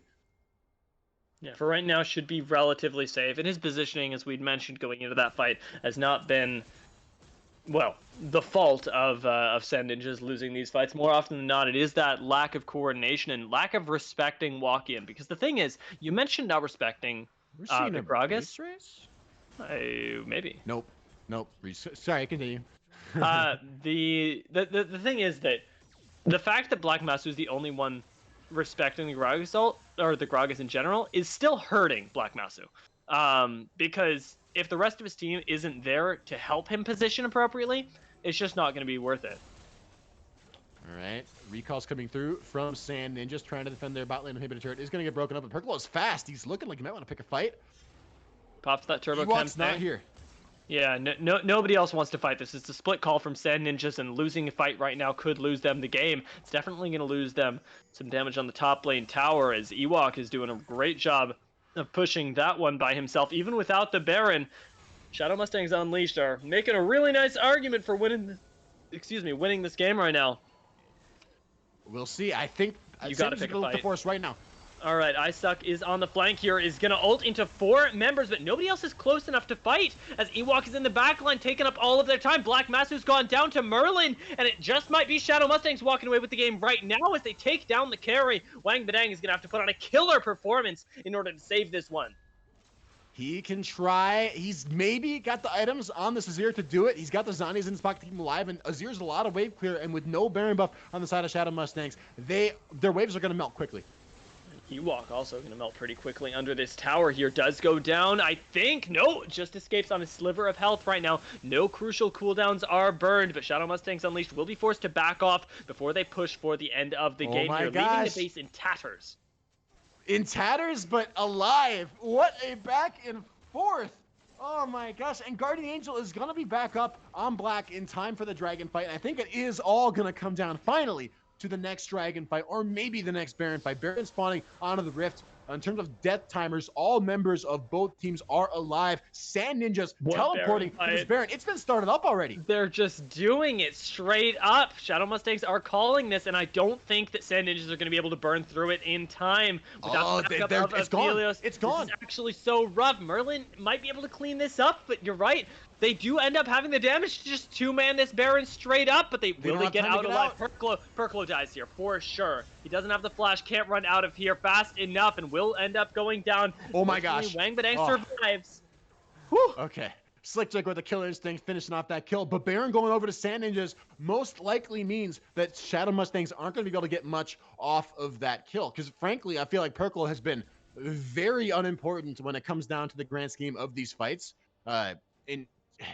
We've seen the wave clear that can come through from Black and from Wang. The GA is basically back up for Black. I think 4 versus 5, Sand Ninjas can still win the fight. They can. It's still very, very iffy though. With how the fights have been playing out so far, I question the actual execution on Sand Ninjas more than I question the power. And with Merlin still looking for that Tibbers, has the ultimate up, has the stun up, I don't think he'd feel comfortable taking the fight until some of that is burned. Some of that peel gets taken away, and nobody right now can force it. You're going to lose your last inhibitor as the Sand Ninjas double spawns are coming in, and now 15 seconds on this dragon is a big, big deal. It's a huge deal. Perklo's alive, and Sand Ninjas, for now, I think are going to have the inside track on this objective, but no vision in the area versus a couple control wards have been put down by Shadow Mustangs. Who is going to get here first? Perklo now trying to zone out. It does seem like Sand Ninjas are the ones with the, well, they definitely are the ones with the first rotation. I'm not sure how long they can hold on to it. Ewok, though.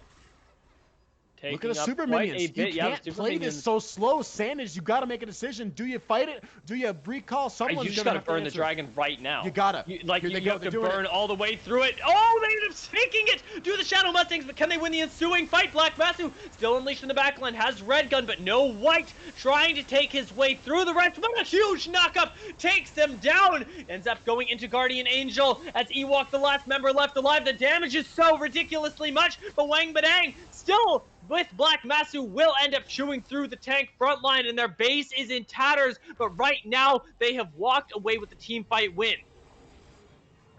The team fight win, but Ocean Soul got stolen away, and that Nexus turret is very, very low indeed. But Sand Ninjas are clinging.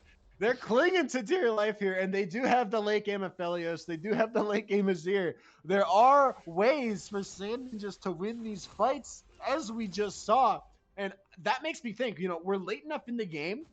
I don't think Ocean Soul is going to be enough to make it so that Shadow Mustangs definitively win these fights. Okay, I know I've said it. I sound like a broken record. I'm going to say it again. Merlin's got Flash. He didn't have Flash for that last fight. If Merlin has Flash and there's a team fight, Shadow Mustangs win. If he doesn't, they lose. That has been the trend for the last 20 minutes of this game. And I think that is a trend that we're going to see continue, which, if that is a trend we see continue, could very well mean that the next team fight, Shadow Mustangs will win, and they will finally put the last nail in the coffin of taking Sand Ninjas to a game 3. But maybe not, right? Because Black's also going to have his Flash. Wang is also going to have his Flash. And also, this game is just impossible to predict. These fights are crazy. By the way, the entire time, I think Sand Ninjas have been down on gold. They're finally about... they're closing the gap. It's about 1,000 gold separated these teams, but they're still behind as they have been for the entire game. Now, one last push. Shadow Mustangs grouped as 5. They are looking for the last remaining inhibitor. The turret has spawned. Perklo, he's looking really, really fast. He might want to pick a fight. Certainly does, but the question is, can he find the right one? Because again, you can't afford to play this super slow, because Shadow Mustangs and Unleash are winning in the side lanes. You can see the super minions in the top lane pushing into the base. You're going to need to split up at some point, and when you do, Shadow Mustangs are ready to strike. They're the ones with the engaged sources here. Perklo along the side, still looking for his angle. Super minions are in the base. Somebody's got to go deal with them right now. Yeah, no Baron buff for Shadow Mustangs means even super minions are going to be made quick work of by Black and Wang Badang. But if Black isn't there, if Wang isn't there, then this mid lane inhibitor might not be long for this world. Oh no, tower goes down and mid lane inhibitor sure to follow. Barrel does so much damage to the backline of Sand Ninjas, and Black Masu's got to peel off. Does have the Bloodthirster to heal up, but there's not a whole lot of heal cut on the carries. So will be very difficult for them to cut through. Here we go. They're fighting. Unleashed, but I suck. Looks for the engage. Merlin flashes, but doesn't find anybody with the timbers. And a huge shuffle by space for the backline. While Black Masu's still able to pump out the DPS. More importantly, Wang Badang gets a double kill. Almost makes it a triple, and he will take down Ewok. The base still managing to fall apart for Sand Ninjas, but they are still in the game. Ewok, ooh, that was actually pretty close right now. Perklo chasing down these last couple of kills. Somebody's got to get themselves down to that bot lane. Stop the backs, but I suck. And Wang Badang, you have teleport. Just go. Here it comes. Here comes the teleport. It's Wang. He's on the way. Black flanking as well. You gotta imagine Merlin is dead. Oh my, okay, oh my God, you can't face check that! Yeah, I mean, there's always that. You can just walk into Annie Gragas. Wang Badang will end up taking a kill here. Perklo goes right back in, and another double kill goes over to Wang Badang. Seems like we've shifted the carry potential over here to the Azir, who's finally hit his own items, but somebody's got it back. Or are we base racing super minions right now? Yeah, I guess Sand Ninjas are trying to end the game off that, but Slick Drake is alive, Green Ninjas is alive, Ewok is alive in 10 seconds. Do you have the DPS to kill the Scion with no AD carry? I kind of doubt it. I don't think so either, but there's a teleport into the base. They want to end this. The super minions are on their Nexus right now, and there's a return teleport from Ewok, who's just going for the end of it. I think Shadow Mustangs just won the game, and with the final auto, they will secure it and take us to a game 3. Oh my God. That, I don't know what to say. Okay. That entire game is just like a giant question mark. First things first, Shadow Mustangs, good job. You're taking it to a game 3. I didn't expect that. I think most people didn't expect that. You're the underdogs here. Congratulations. Specifically Wokian. The Gragas was looking beautiful. Ewok, you were kind of killing it on the Scion. Big fan, but especially I wanted to point out the Gragas plays, but also Sand Ninjas. Oh my gosh, I feel like I keep it real. I am so disappointed in Isaac and especially Perklo. I feel like these guys didn't adjust at all to the different style that Sand Ninjas brought to the table in game two, right? Game one, it was all about looking for those skirmishes, looking to initiate the fights, trying to dive, trying to be the ones to punch first. This time around, no, you're playing front to back. How many times did it just feel like Perklo and Isaac just forgot they had an 80 carry? You had this, there was a crazy fed of Phelios that just wasn't played around at all. I got like almost nothing but good things to say about how Black played this game. I feel like for the most part he did really well. There were some mistakes, sure, but his positioning in team fights was an appropriate level of respect. He had an appropriate level of respect for Wokian and for Ewok, and it felt like almost nobody else did. Yeah, it felt like the misplaced priority that we saw at the start of game one came back for Sand Ninjas, ended up losing them this game. But we got a third game that they can try to take. Shadow Mustangs Unleashed show us what they're made of in game two. They get themselves on comfort. Now it's Sand Ninjas the one that have to adapt, and that is a new page for us here on Style Esports Season 6. So I'm excited to see it once we get into that game three in just a few minutes. We will catch you there.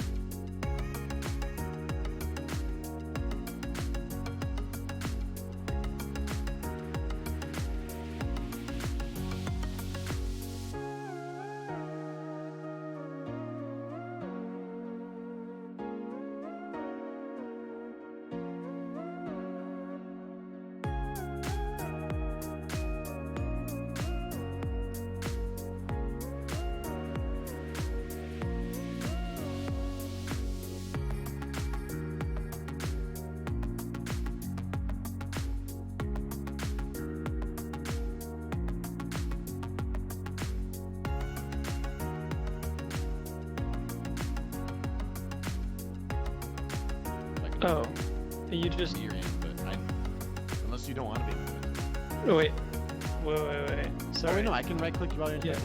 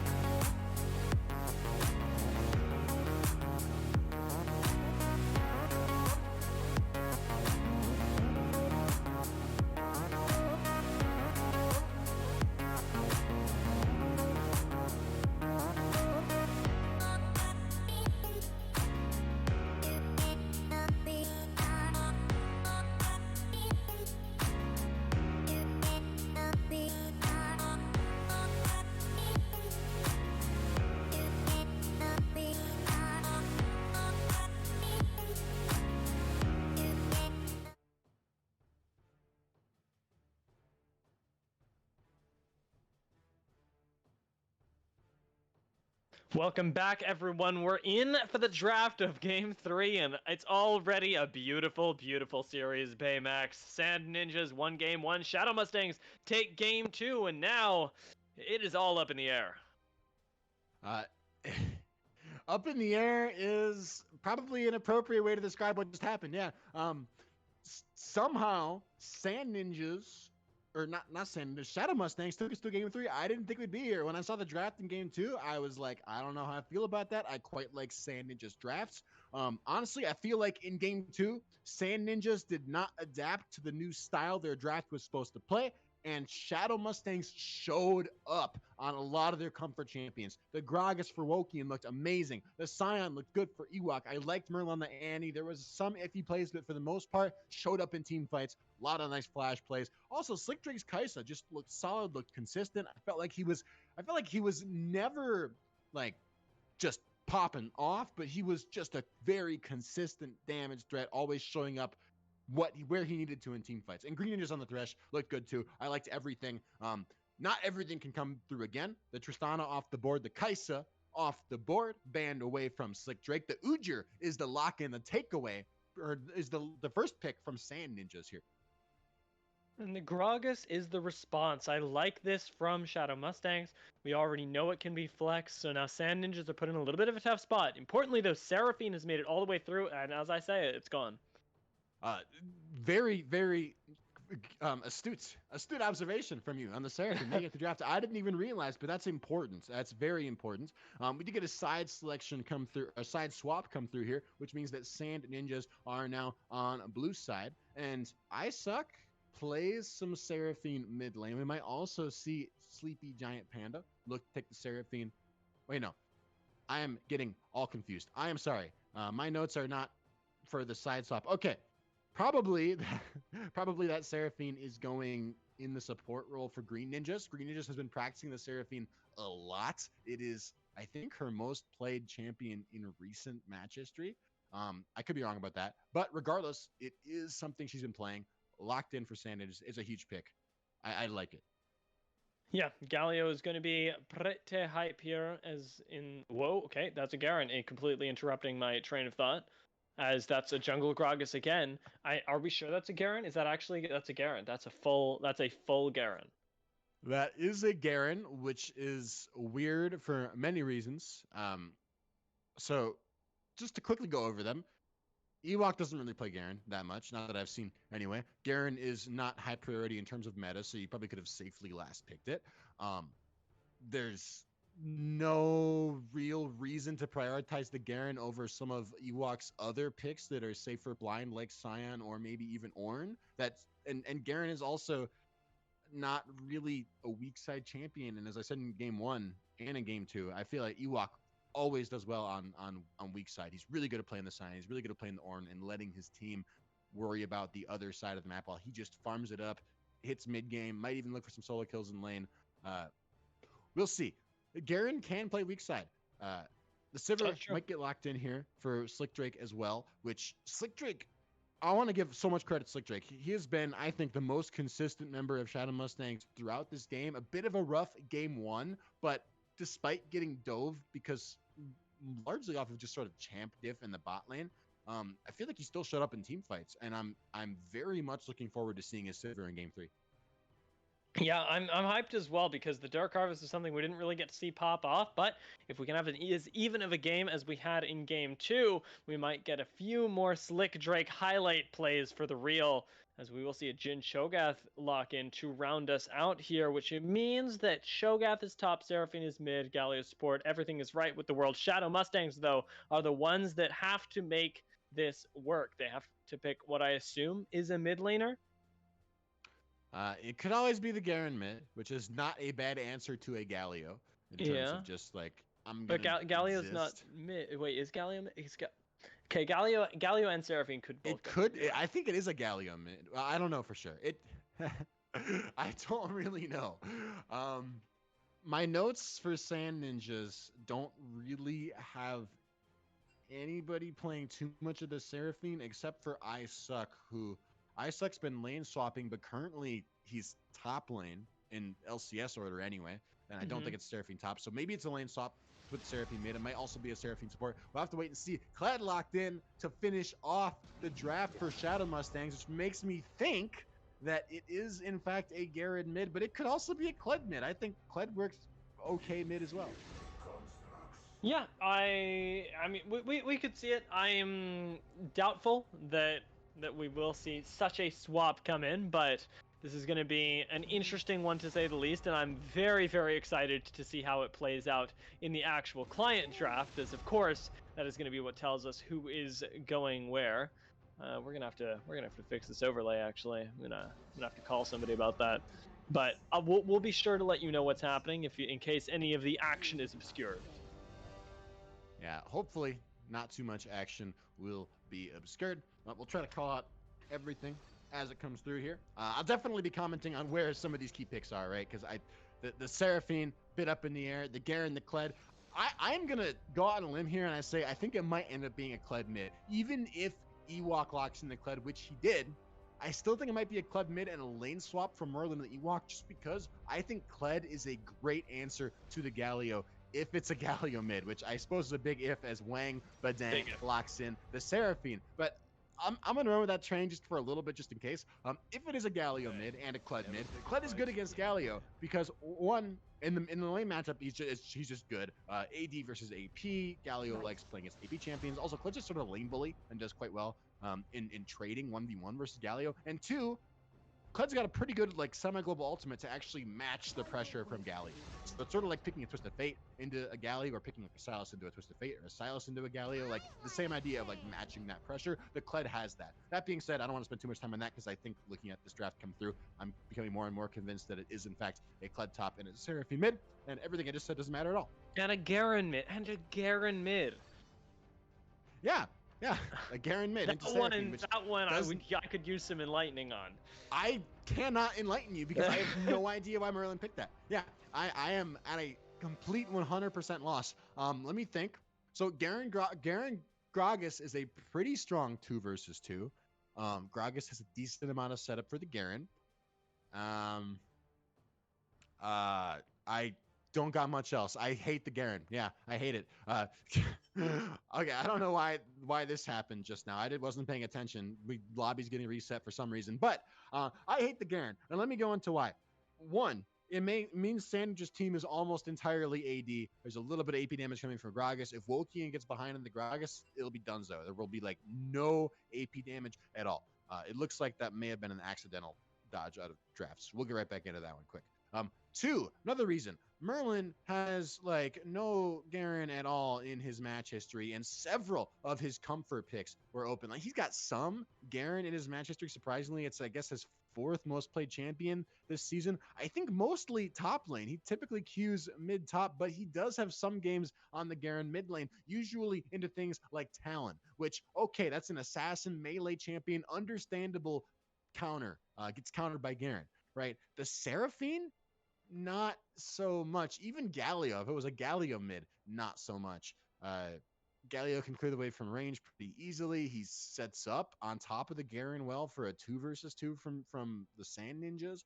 I don't like the Garen. Merlin had the Annie was banned away. The Malzahar was banned away. The Vigar was open. I don't think the Vigar would have been bad here. You got a Kled and the Gragas. You can have a weaker mid laner that just sort of still sets up well for the Gragas, still sets up well for the Kled, and scales really well into laking with the Sivir. I think Vigar would have been fine. I think, what else does he play? Let me look here. With Xerath, I think Xerath would have been okay.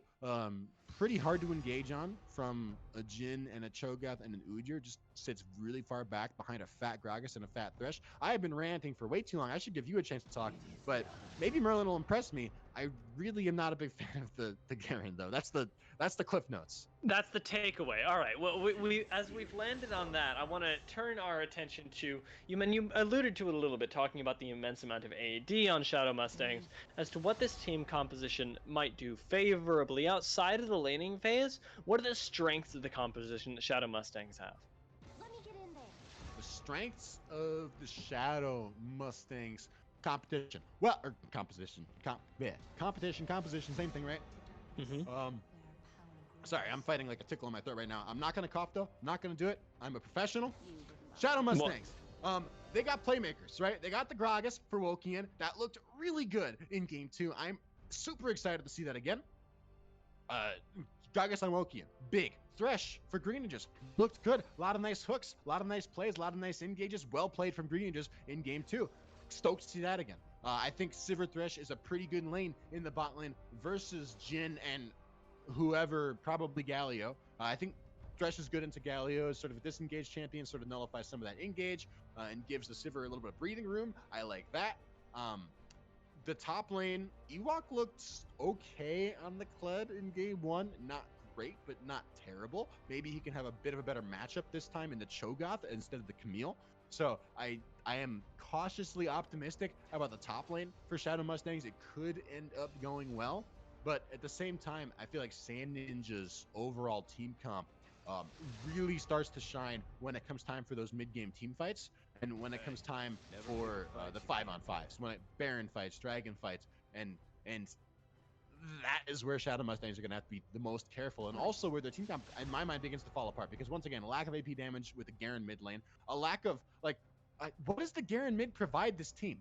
Garen is good into short-range champions that get shut down by the silence, assassins, engaged champions like Camille that are kind of squishy, or like Echo that are trying to go in and get out again. Like, none of that on Sand Ninjas. They got tanky frontline, Galio Cho'Gath, who cares? They don't care about a Garen. Then they got backline that's sniping you from 10 miles away, Seraphine Jhin. Again, Garen not that good. So I think probably late, in my mind, even though there's a Sivir on Shadow Mustangs, that might be enough to carry them in the late game. Plus, Loki and Gragas just nuts, so maybe he can carry in the late game. But overall, I think Sand Ninja's team composition really starts to come together in those 5-on-5s, and that's where Shadow Mustangs might struggle just because of this unorthodox Garen pick. It might. It also might be where they pop off. I mean, you talked about how there's not that much of it in his history, and that's what kind of makes me sweat here, because seeing the lack of potential utility in here, it feels like he's Imagine if it was a this. Veigar. I love it if it's a Veigar. Okay, here's the thing. Like, they didn't lock in the Veigar, right, because Garen was a bluff top lane, and they did this to get Ewok a good matchup. I guess, but at the same time, is it a good matchup? I mean, it's okay. Ewok might have an okay matchup. It's still not great. That's the question, right? Is whether they're going to be able to pay off on that gambit. Well, is it worth? I guess maybe too. Shadow Mustangs also might have thought that it was a Galio mid, which I did for a while too. And Garen is probably at least decent into Galio mid. Can bully that matchup a little bit. So maybe good on Sand Ninjas for tuner IQ in that one, and it's not a Galio mid, it's a Seraphine mid. That might switch things around a little bit. I tell you what, Baymax, there's one way we can find out, and that's by getting into the game. So let's throw it to a very quick break before we get into Game 3 of Sand Ninjas vs. Shadow Mustangs Unleashed, and then we'll find out what exact black magic Merlin is meant to work in the mid lane.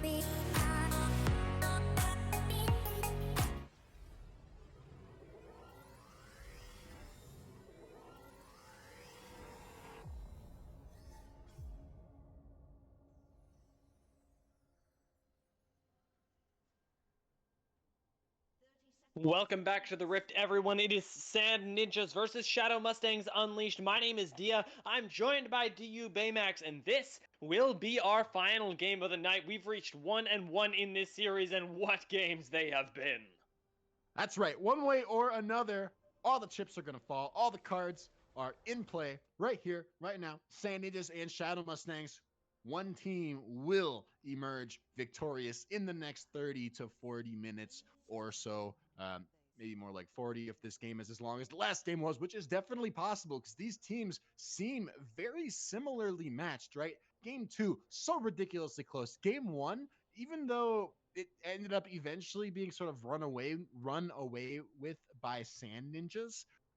It's still, the early game was so back and forth, constant skirmishing, constant kills being traded by both teams, and it was really, really gray as to who would win for a while there. That being said, things might be different in this game because we were talking about this a lot in Champ Select. I was ranting about it even more in the break. In the meantime, I am not a big fan of the Garen pick. I made that very well known. That being said, I could be wrong. Taunt in the bot lane.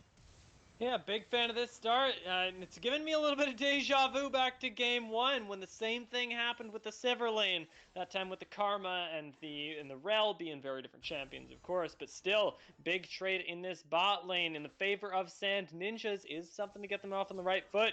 Ewok, though, going aggressive in this top lane, lands the bear trap on the rope and forces, unprompted, the flash out of Isaac.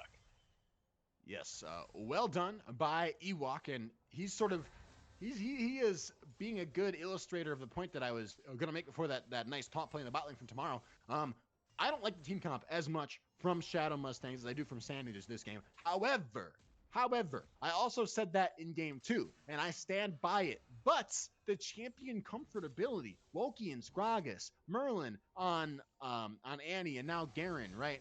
Ewok on Scion, and now Kled. The members of Shadow Mustangs being on champions they're comfortable with came up as being more important than compositional differences in game two. And that could happen again. That being said, I went through a laundry list of reasons why I don't like the Garen. And I feel like in a lot of ways, it sort of ruins the team comp that's coming through from Shadow Mustangs. And maybe Merlin can prove me wrong. He does play the Garen mid from time to time. I don't see it being that good against the Seraphine, but you never know. Ewok top lane, heavy trading. Yeah, definitely plays this Kled and is comfortable in the matchup, walking all the way up to Cho'Gath, who's stuck at the level 2 right now. Big wave here for this Kled, is getting a lot of pressure for his jungler. Walking and actually having the time of his life right now, getting to clear away that first Scuttle Crab, traded with the Udyr, and he's going pretty even in farm right now. Not something we often see, although gank in the mid lane could change that as Perklo now is going to be able to chase down with the Bear Stance. I don't really see this going any one way or the other. There's not a whole lot of damage in this early game here. Yeah, I think maybe the one thing that could have happened is if the body slam had connected, could have forced a flash out of Wang. Now bot lane. Yeah, we might see a flash forced here. The unlucky part is that it'd have to be out of 13 green ninjas because Slick Drake is without one Woo! right now. That lantern, the only thing keeping Sivir alive for right now, and alive is a generous word for the health bar that we currently find ourselves at. And for now, Slick Drake feeling the pressure in this lane. You mentioned a flashback earlier. I am also getting flashbacks because this is about how Slick Drake was doing 4 minutes into game one as well. Although if game one is an indicator, tomorrow and Black might go too deep and look for a dive they can't execute. Oh no, well, we definitely go deep, but they end up executing on that dive. Wakian's flash, though, crucially does not find Isaac, and Perklo's on the chase here, forcing the flash out. Ewok goes under the tower and burns him down on the escape. The fade away from Perklo. So comfortable on this Udyr and making it work. Yeah, he made it look easy. Now bot lane Green just caught up under turret again, lands a death sentence, but that force shot is just waiting. That was perfect execution in that bot lane. You get the execute on tomorrow. Black Masu gets 2 kills, is up CS. Oh my lord, the bot lane's exploding. Sand Ninjas are exploding. Now Merlin trying to get something back for his team, looking for a trade against Wang, but all he's going to get is just a small trade, and not even a favorable one at that. Wang Badang trading back quite well with the high notes coming through. And I want to slow it down, talk about the objective game. We've seen a lot of skirmishing happening in the first 5 minutes of this game, which was not a surprise. That's happened in every game so far this series and will continue to happen because these teams like themselves some skirmishes. But we got first dragon of the match spawn out of Summoner's Rift now. It's a mountain dragon. So far, we've seen both teams putting a decent amount of priority on getting this dragon and fighting over dragons, especially even from positions where they are weaker on the map. And I think that, Sand Ninjas, they have the lead in the bot lane. They have a Seraphine to a Garen mid. They are the Sand Ninjas are in a strong position to come up with a big fight win over Dragon in the next minute or two here, especially once Tomorrow and Black get level 6.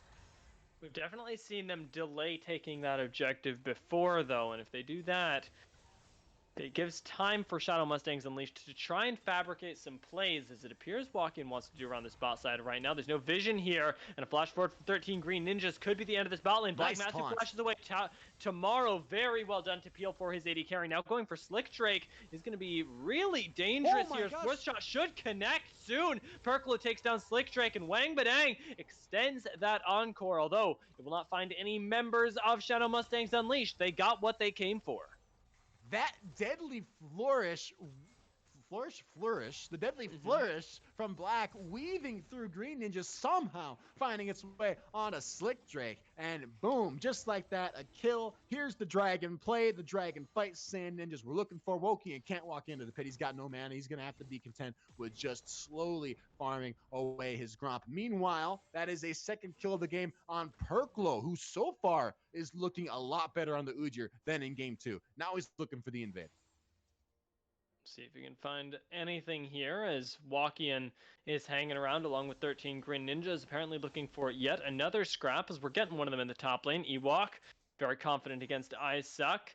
Procced the grievous wounds as well, and it's a big minion wave, so Cho'Gath not going to be feeling too happy about this one. Just sort of taking what he's given in this top lane, and it's not going too well. He's down 20 CS and might be down a kill very shortly, as that level 6 comes in, and that final auto will secure him. Ewok makes it look easy in this top lane. Getting on the board now, right? One kill finally picked up for the Shadow Mustang. The Perko looks like he's waiting to try to trade it back here. Teleport is available for I Suck. Ewok could find himself in a bad spot pretty soon here. Here comes the teleport. Okay, let's see if they can make it work right now, as I'm really not sure about the 2v1 after this recall comes in, and with the recall completing, it's going to be a rough time, because from now on, with him up a kill and 20 CS, I don't see this lane going any other way. You're 100% right. At this point, it's going to be very hard for Isuck to claw his way back into the lane or into the game. But the good news for Isuck and for Sand Ninjas is Cho'Gath isn't really super item dependent or gold dependent in terms of, like, he's still going to do Cho'Gath things pretty much no matter what. He'll get tanky. He won't be as tanky, but he'll still get tanky. And he'll still, at some point, get the items he needs to do well, which is really only like Chem Tank and maybe one other tank item. Like Bramble Vest and a Chem Tank and I Suck will be almost as useful as if he was on par with Ewok and CS. Well, I was giggling about that cask in the mid lane for a moment there. 13 Green Ninjas. It was close. I like the look. But it was a nice sidestep by Wang Badang. It was just it was a good attempt though. It was good. You knew it was coming. Yeah, you got to fish for it. The skill checks are what this game's all about. 100%. Now next time Woki will know. He's like, all right, okay, I'm sensing out Wang Badang. All right, Wang Badang dodged up this time. Next time I got the cask, aim a little bit more down, or a little bit more up, I should say. Might get the kill on that one. But for now, Wokian doesn't even need his explosive cast because he is not picking a fight with anybody except Shelly on the Rift Herald. Second jungle objective of the game, likely going to get picked up by Shadow Mustangs, snuck away while Perklo is waiting in the bot lane bush.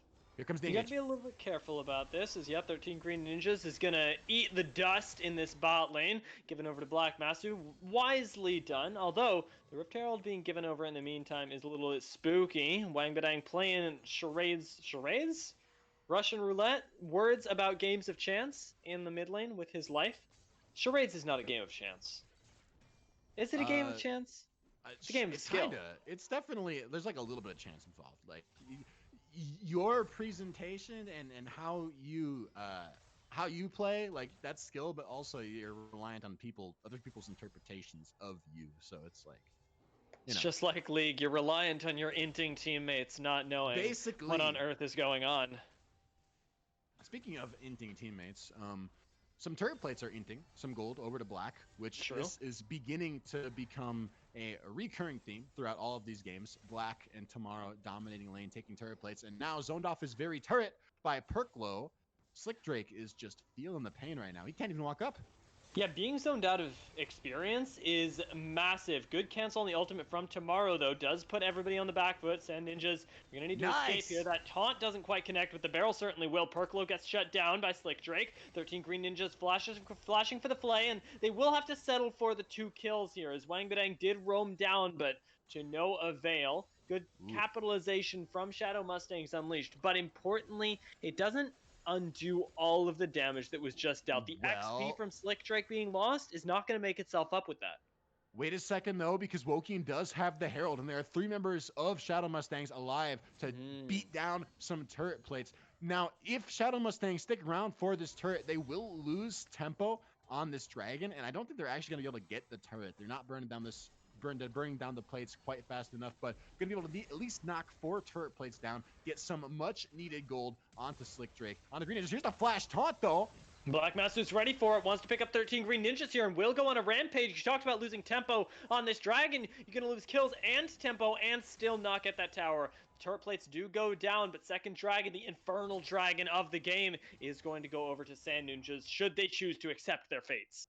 And Tomorrow whipping out everything on the Galio. A nice flash play to force an engage. He knew what he was doing. He said, Shadow Mustangs, you guys are way overextended. Now he's looking for Slick Drake, although he is all by himself, so Slick Drake should be fine. And in fact, Tomorrow's very alone right now. Wakian has certainly got a lot of damage to pump into Tomorrow. Black Master gets the heal off, though, and now it's all of a sudden Slick Drake that has to be careful for his life. Hook's still available for 13 Green Ninjas. They are playing this on a knife's edge, but the Jin ult might just be able to find those last couple of kills.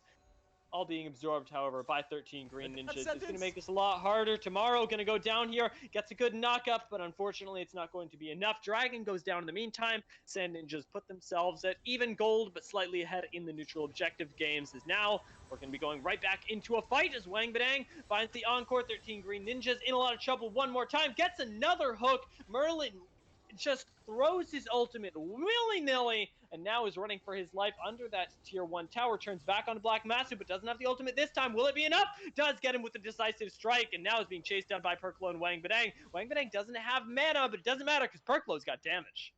Perklow's got damage, and so does Ewok. Heavy trading with Isaac in the top, and this could turn into a kill, but Isaac doesn't have his ultimate, so he's not going to be able to look for an execute of his own. Lots of fighting. Bottom line, Sand Ninjas coming out on top on the bottom side of the map, picking up a dragon for themselves as well. Somewhere along the line, Merlin did manage to get 2 kills for himself. So maybe he'll begin to be useful on this Garen. Honestly, I wouldn't hold my breath. I feel like the pick is not that good here, but he does have his Strybreaker. The Strybreaker picked up could be game-changing for Merlin in terms of being able to actually impact these team fights and kill Black Masu on the Jin, right? We just saw how much damage Merlin does. If he's got Flash, if he's got Ignite, then he can make short work of any backline member of Sand Ninjas, and that could be bad news for Sand Ninjas, who have so far consolidated so much of their gold and of their lead onto Black, right? If he gets shut down in these fights, which he just did, then suddenly Sand Ninja's lead just sort of evaporates. It's just sort of gone. Now, Black Master is normally good at playing safe and playing respectfully, but he did die in the last fight. It's possible. Even giants fall sometimes. True. even giants do fall, and eventually we're gonna have to see that same performance from everyone else. As 13 Green Ninjas really putting on a good one in this bot lane. Tomorrow does end up taking down the turret, which unleashes Black Masu onto Slick Drake. Doesn't seem like he's finished the kill just yet, but 13 Green Ninjas, he's finished with his 1v1 now. Might be able to take him down for the double kill. Gets one in the bot lane, does Thresh. Ewok, not so lucky in this top lane, is going to go down. Doesn't quite get the remount, which would have turned everything around. It would have, could have, should have, but did not. It was not meant to be. 2 for 2 now on Summoner's Rift. Actually, 3 for 2, I think. I missed out on Green Ninja's death timer there, but a little bit of a fight win for the Sand Ninjas coming up, getting some turret damage in the top lane as well. Mid lane gonna go down, a dive onto Wang Badang. I didn't even see that one happen. He just got outskilled. My camera I foolishly took my camera off directed for that. Oh my god, you really missed out. That was hilarious. Merlin walked up, ulted him, and he was like 1 HP, and then Wakian walked through the mid lane and smited him for the kill. It was beautiful. That does Right sound now, beautiful. though, tomorrow, maybe in a little bit of trouble here. Has a lot of magic resist to his name, A though. lot of bit of Ewok trouble. could finish him off, though, as that taunt is not going to save your life. My man gets pulled back by the bear trap on a rope. Wakian does end up getting that kill, ultimately taking it away from Ewok, who had earned it well. Ewok looks like he's thinking about going for more. He might pay for this with his life. Tries to grab the lantern, does get it. That was Deadly a good lands. lantern. I think this actually earns him the remount as well. That space being bought between him and Black Masu actually saves his life in a lot of ways. And Merlin now going for this. Has the extended dash range, given an 11.5, although somehow is not winning this 1v1 against Isaac, and looks like he's going to get chomped down here. Flash No is available for Devour the Cho'Gath, available. but oh, the Devour already used. Such a tragedy. Yeah, keeps using it to get some minion last hits, build up those feast stacks, get some max HP. Oh, hold the thought. Ewok mid lane getting dove up a little bit. I think he still gets away here. Skarl is gone, but Ewok is alive and well. The Perklo Or searching is he? for him. Perklo is going deep. No Lantern going to be available for Ewok anymore. Although even with all of that, I think that we're going to get Udyr walking away. Wakian also very, very lucky. Whoa, Merlin just walks in from the side lane, though, and I'm not sure what sort of ignorant garbage was going on there, but nobody saw him. Tomorrow, fortunately, able to peel for his carries, get a kill back for Black Masu, who now is really putting out the serious hurt. Slick Drake's looking for this final kill, though. Dark Harvest stack will go over tomorrow. Flashes away. Oh my gosh. Seems like everybody's getting themselves out against all odds. Sand Ninjas in the middle of the enemy jungle will escape with their lives. Yeah, Sand Ninja's very nearly punished for some greedy over aggression, somehow making it out alive for now, but Black walking right up in a fog of war again. He's dead. Shut down. We'd praised Black Master for his positioning, but it was not meant to be that time, because the other thing we criticize so often is that, well, the flash feast that doesn't actually kill anybody, and, well, the vision control that just isn't there for for Sand Ninjas. Although vision control might not be there, a shutdown kill onto Wokian is finally, speaking of giants, by the way, I call Black a giant. Wokian has been the giant for Shadow Mustangs this game and last. An incredible performance on the Gragas in game 2. Another great one so far, 4-0-4 until that death in this game. However, Sand Ninjas off that shutdown, able to pick up their third dragon of the game, now at Cloud Soul Point. They did lose their top lane outer turret fort. Ewok split pushing that sucker down, while the dragon was croaking its last fire-breathing breath. But that's still Dragon Soul Point, and it's a Cloud Soul, which is huge. Now mid lane, here comes the charge. All right, well, we got a play that gets Ewok away and Wangbadang's flash, so we're going to take that as a win for Shadow Mustangs Unleashed, who have found themselves at an even gold game. Again, despite all odds in that early game, really looking like it was going to go for Sand Ninjas, we've encountered a little bit of a very, very even game. Isaac oddly able to contend with Merlin here, even in this side lane when Cho'Gath had not been doing super well. This is going to mean that next Dragon fight, or potentially this upcoming Baron fight at 18 minutes, will be really big. Dragon Soul Point, though, is here for Sand Ninjas, and that's going to make it a little bit of a problem for Shadow Mustangs. You never want to give away a soul. As far as souls to give away, I honestly think Dragon Soul is not that big of a deal. Like, I don't think it's game over if Sand Ninjas pick up the Cloud Soul. Although all that ultimate cooldown reduction onto a Seraphine, onto a Cho'Gath, onto a Galio, like that's definitely nice. And the movement speed for Cho'Gath, Seraphine, and Udyr is gonna be nice. I don't know about the Galio so much, or the Slick Drake. Flashing away, here comes the cask. Right there, that's a big cask to split up the members, though. Wangbadang finds the double charm, but into the backline goes Wakian, stunning up Black Mass, who gets a double kill for Slick Drake, and your AD carry's just not safe with Wakian around. This guy is a monster. All right, he is a monster. The cask was nuts. The flash body slam play, or the body slam flash play, was also, it looked good, and I thought it was going to be big. It didn't end up being as big as I was hoping it would be. Nothing really coming out of that. But still, this guy is a killer on the Gragas. He does a crazy amount of damage too, consistently finding fantastic cask after cask. Now mid lane, Perklo, a little bit far forward. What's happening here is questionable, as Perklo does go quite low, and kills don't actually go over to Black Masu even at the end of that ultimate channel, missing several crucial shots. I'm wondering how this top lane matchup's going right now. It seems like Isak is winning it pretty convincingly. Rift Herald gets channeled in this mid lane, but Merlin is on the flank here. Looks for Wang Badang, and the silence, the damage might just be enough. Fortunately, Tomorrow is able to get a little bit of space for him, as Galio comes in to peel for Black Masu, who's quite low in the middle of the jungle. It's such a split fight, but now Black Masu might be able to find a kill, and does onto Walkian after investing his flash to dodge out the boomerang blade. Isak chomping down onto Ewok, now cleaning up the final Merlin, who is caught in his own jungle here. And you are more than comfortable with that fight now, as Sand Ninjas managed to somehow win a fight that was all over the map. Maybe the first definitive team fight, mostly definitive team fight of the game. Sand Ninjas coming out pretty strong. 3-4-0. Slick Drake and Green Ninjas, arguably the two weakest members of Shadow Mustangs, the only ones left alive. Meanwhile, straight onto the Baron goes Sand Ninjas. I don't actually know if they can go for this. Slick Drake recalled, teleport for Ewok. Yeah, it's going to be dead. I was thinking, Jin, not that much DPS for the Baron, but between Wang Badang and Perklo, this sucker is melting quick. 21.5 minutes into this game. First Baron going over, and that buff will last more than enough time for Sand Ninjas to bring the full force of a Baron and 4,000 gold lead to the Dragon Soul fight.